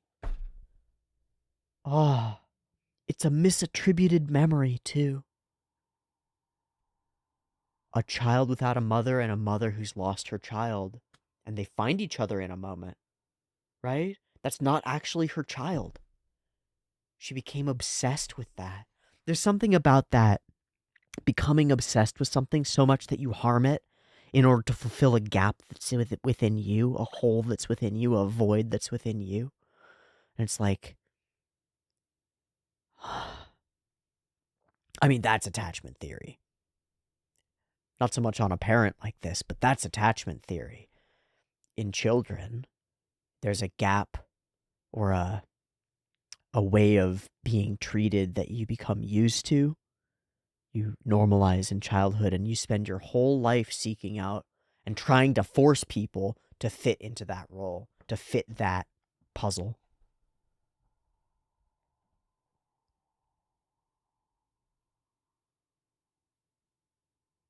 These characters are able to reach out and find a connection that they've lost.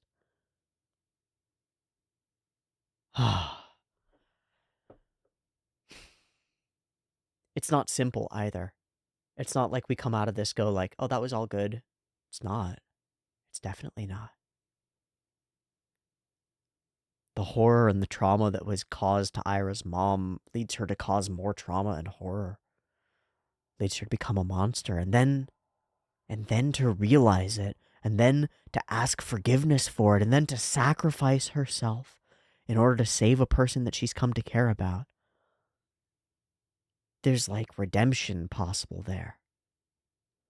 And then redemption possible for Aira too. Weirdly.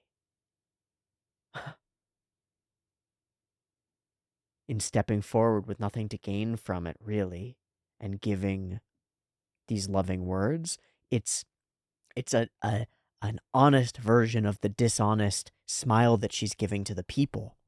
She's doing that for herself, but she's doing this for something else. There's so much character nuance. There's so much beauty and so much horror. I mean, we knew that tragedy was coming as soon as the music was playing. We're building up this sequence. It's like, this is still going bad, obviously, but how?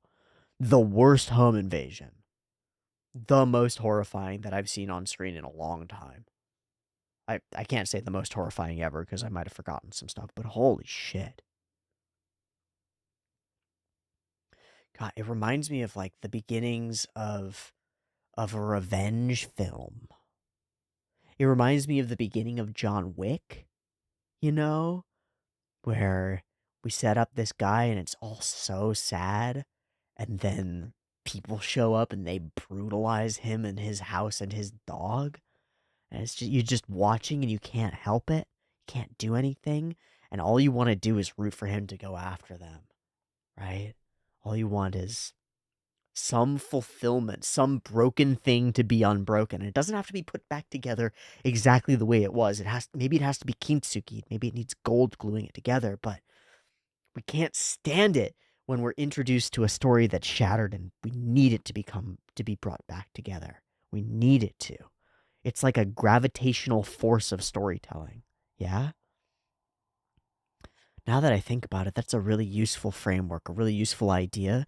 Is like you can create tensions within your narrative that desire in themselves, like they contain potential energy. They're sitting at the top of a hill waiting to tumble down. The audience, by watching them, will desire that they conclude, that they come together.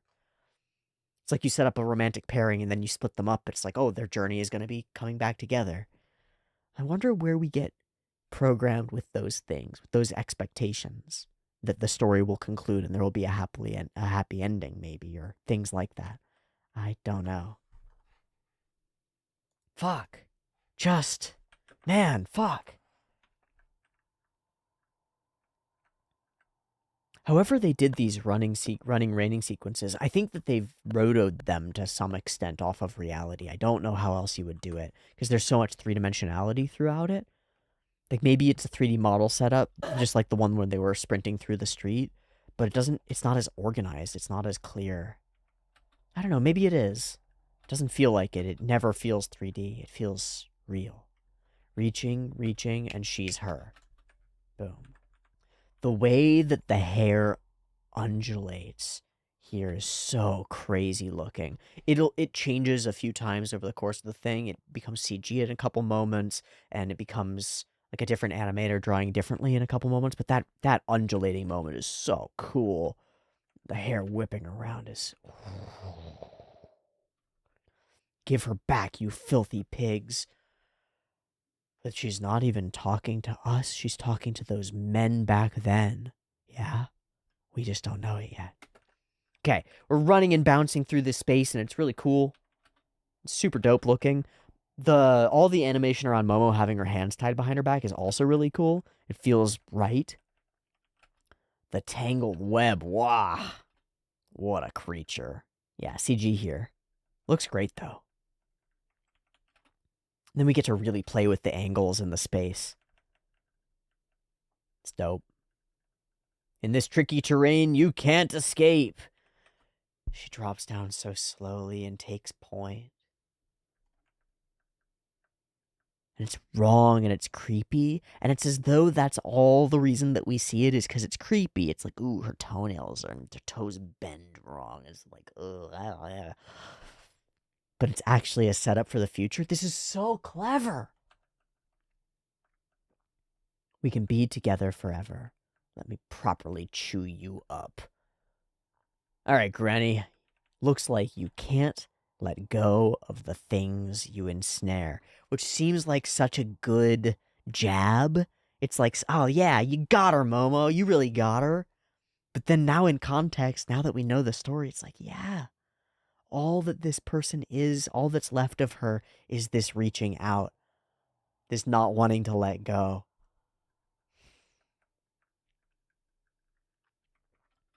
And it becomes rage. You think you've caught me, and she tears herself free. Once we get her here, and Momo's like holding her legs, and she's like tangled up in her own hair, I start to feel sorry for her. It's really miserable. Even this monster is so contorted that I start to feel sorry. Go at full throttle, blow her away. It's really silly that he doesn't know how to. It's just around the butsumas, the word. I don't really know how to do that thing. So he does it with his head. And it's freaking awesome. Boom. I do want to see this, like, flash on the outside. Bink, bink, bink. It's just the little shattering debris here is so pretty. Ding, ding, ding, ding, ding. Whoa. Got her. Anyway, let's take the golden ball. We turn everything down. But she's dead. CPR is a good idea. So is the fucking heart compression. It's really awesome. Some JoJo's level stuff. But without aura, without spirit, it's not going to work.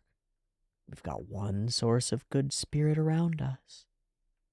My little Aira. Let me give myself to her. And in the context of, like, Granny trying to get back inside Okarun's body, this is risky. This feels wrong. But then she rips her own jaw open to prove that she won't try to eat her, and it's like, okay, maybe this is what we have to do. If you can't trust me, please. Please. This one transition for Okarun is so fucking cool. Wow. Let's make the connection. Connect, and we see. Okay. The words are gonna really fail me here. This sequence is not something that I'm able to wrap my mind around. Because it is more by far than the sum of its parts. Its parts are a bunch of detailed character animation on the little girl, and expressions on the mom, and scenes of working really hard. Woven together into a true montage. True montage. Create feelings that did not exist in the individual by placing them together. The build and the hope of the whole thing, the fact that we can't tell initially that it's not Aira because the way that little kids are, right? It doesn't quite look like her. It's not quite right, but we have no reason. I had no reason to believe that that's not actually Aira and Aira's mom. So it was like, oh wow, how does Aira end up with that dude walking away in the end? It's not her. So that little girl has been taken for real. And our chances of getting her back are pretty low. Okay, when we open here, man, I don't know. When we open here, my mind goes, this is a hotel room and she's prostituting herself. That's what the money on the counter reads as to me. I don't think that's true. I think that's inaccurate. But that's the feeling of the first part of it. It's not an alarm, it's a timer. Yeah? This is probably, maybe it's where she goes to nap? I don't know. Something about this scene where she drifts off to the side of the crosswalk. It feels like it's building throughout the thing to her getting hit by a car or something, you know? Like, with the music. Oh, complete lack of music. Never mind. Music emerges when her daughter does? Yeah.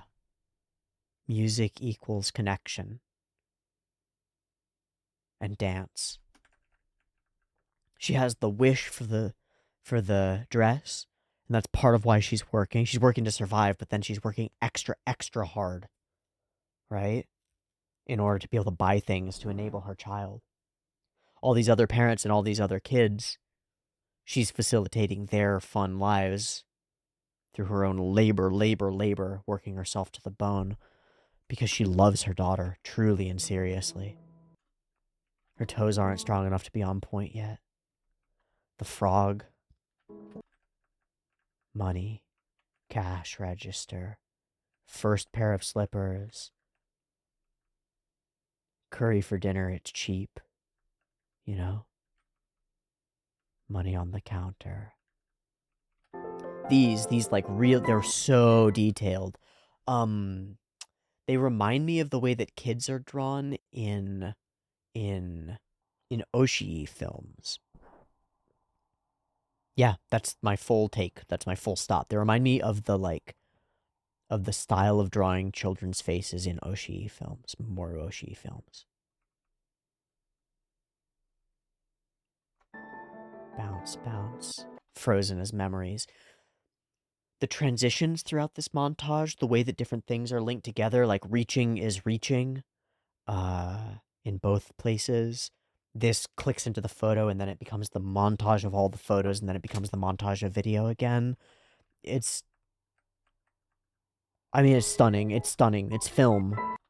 Uh, Great Hollywood directors strive to equal this kind of conveyance, this kind of level of emotional resonance and stuff.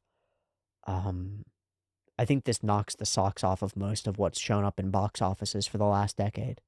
Just this little section. That's really fucking cool to me.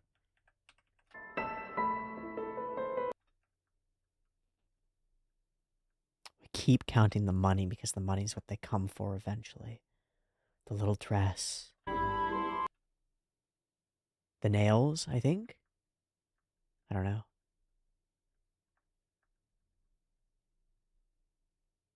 We start to turn the camera around and around. Darken and darken. This birthday spinning sequence is so good. I wonder if this is Spinning Guy. You know, a guy who does all the spinning shots ever.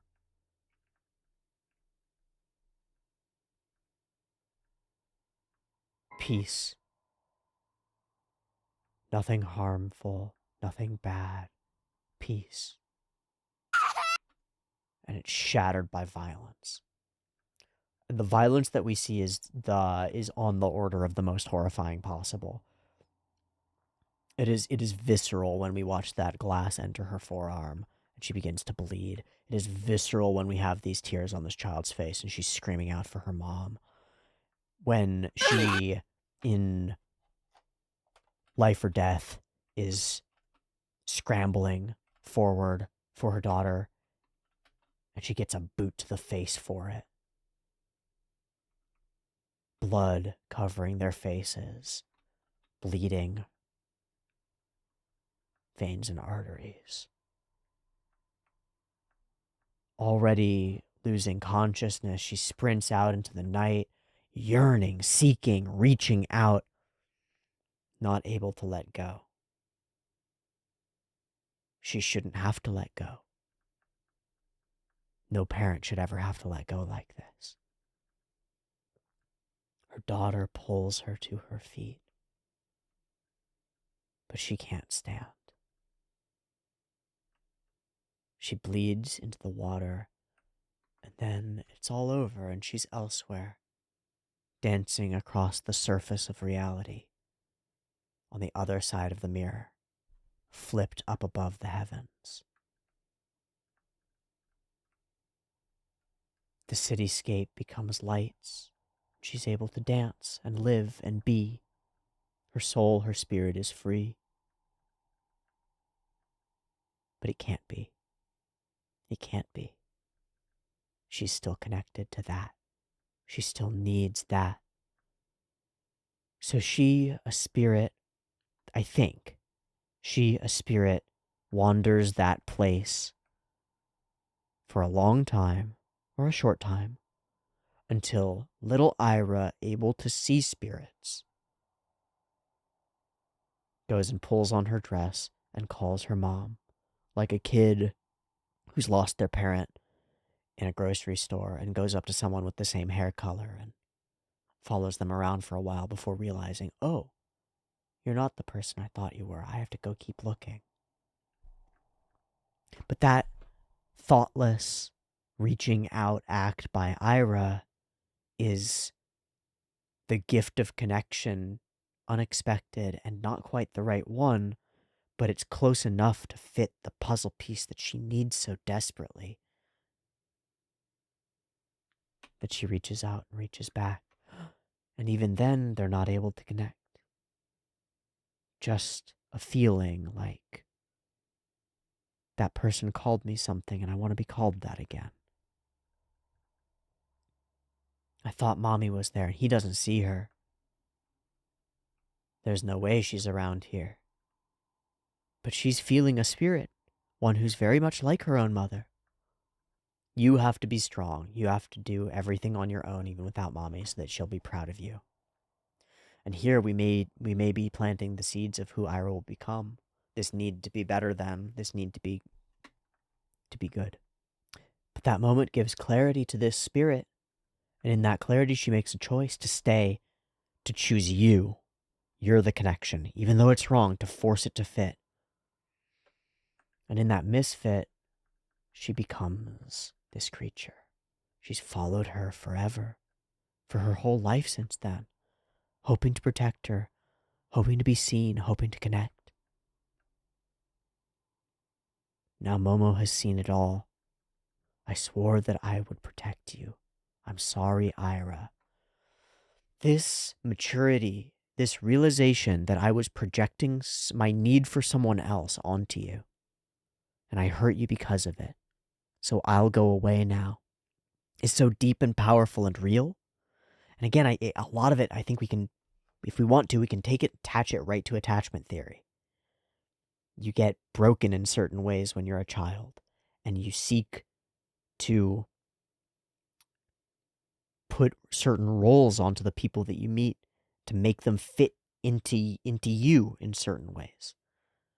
And it'll hurt them when you do that, because you're not seeing them as who they are. You're not reflecting honestly to them, and you're not being honest in a way that can be reflected back. So you have to uncover that. You have to uncover that place where you're not matching up, where what you're doing is hurting the people that you want to protect. I've turned into a monster, so I will end it all now. And then maybe, if there's something worthwhile there, they'll connect to you. The void, forgotten, lost to the world completely. Everyone will forget about her. Well, her life was worthless. It's not a problem. And Aira's eyes shudder. Isn't there something? No, it's up to her heart.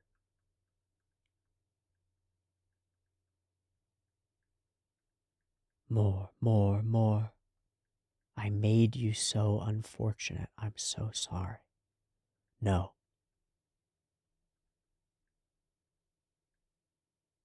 Okasan, I love you. I was the happiest person in the world.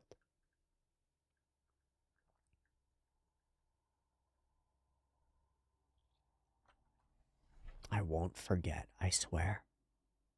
I'll carry that on. I've got chills again.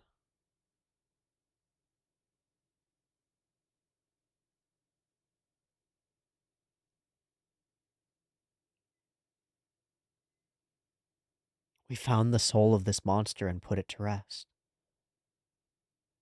And in doing so, Aira found something too.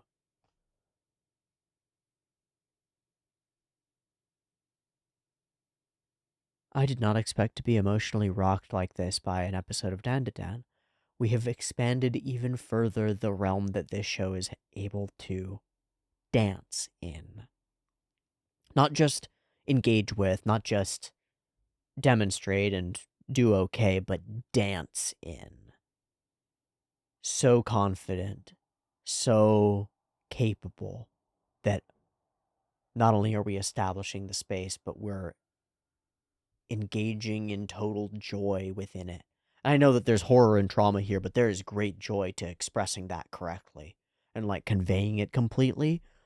That's skill and nuance and grace. This episode was done with grace. You know, there are episodes like this where it's kind of like watching a first year dance student sort of bumble their way through. It's like, okay, yeah, this got across the premise. There was a loss, and now there's like some reconciliation, and that's cool and that's good. And then there's a thing where it's like, hit every pose, nail every beat, on point. This episode is on point. It's probably its title. This pair of episodes, but this one in particular is on point.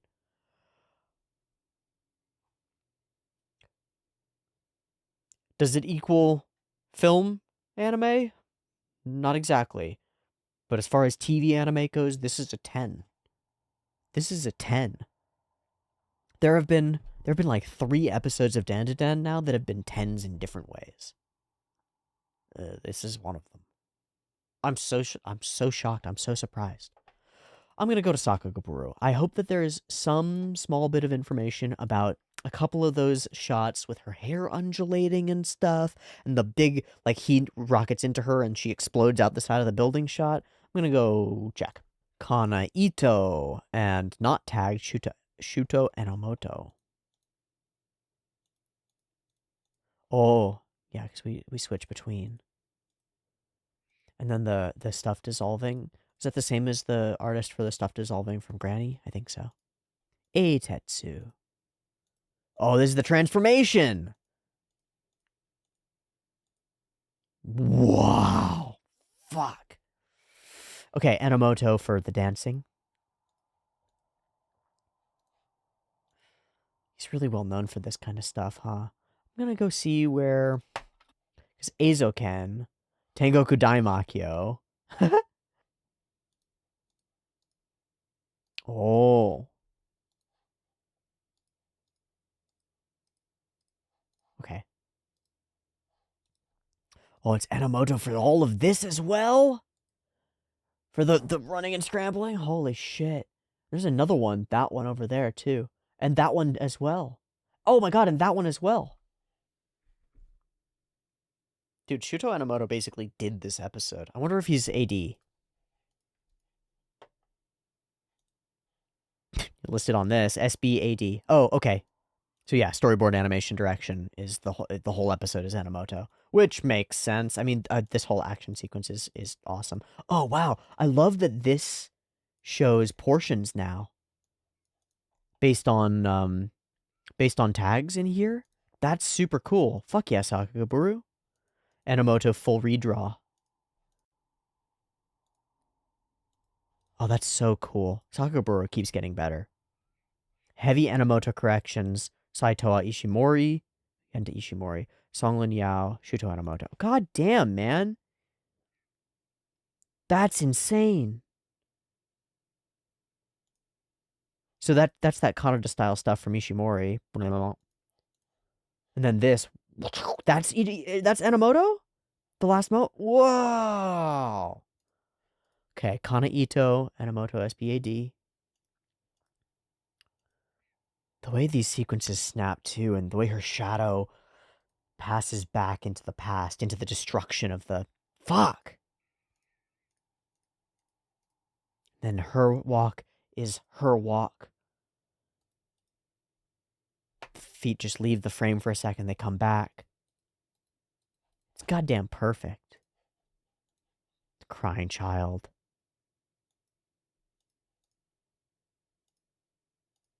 This is bad stuff. And one of the best scenes of the year, one of the most upsetting things I've watched in a long time. Rikitoku with Enomoto redraws. I think that goes for the ballet scene. That music made me cry. Yeah, but without this, it doesn't. I think this scene stands. They both do. It's fucking impossible. The way that the glass shatters into her arm, and then the smear on the picture, and the cutting back to the tears from the child, and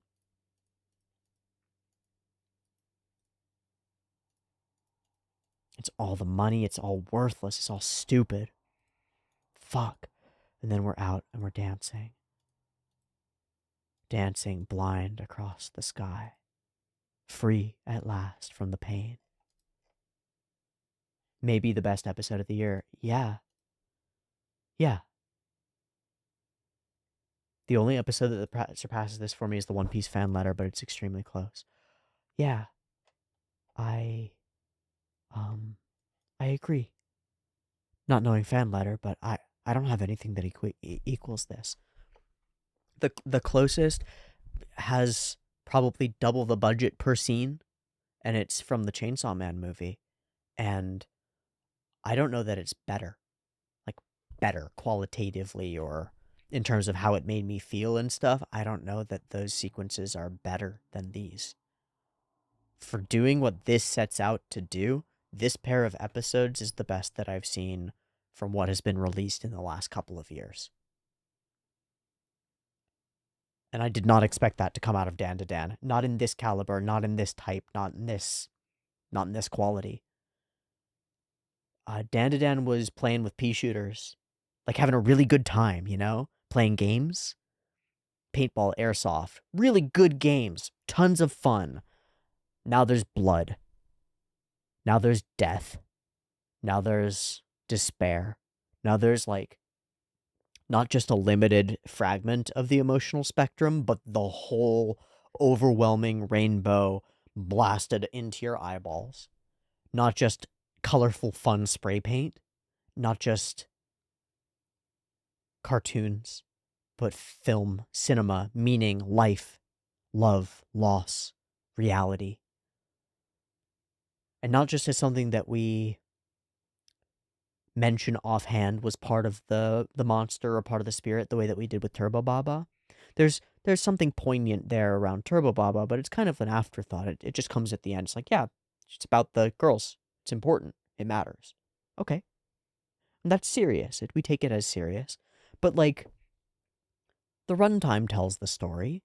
95% of the episode is comedic and action, and then 2 to 5% is like, oh, and then there's heart to it. Then there's some soul to it. And then we get to this pair of episodes, and it's like, nah, actually, it's all soul, all heart, all the time. Action to serve the purpose of the story. Action and the capacities, the weaponry, the arsenal that we have as animators and creators, all turned to serve an emotional moment. A dark one, a lovely and painful and human one. I feel connected to the world through this episode. I feel connected to people around me who've experienced trauma. I feel connected to loss and grief. And I feel connected to care and love and the kinds of things that connect people when all hope is gone.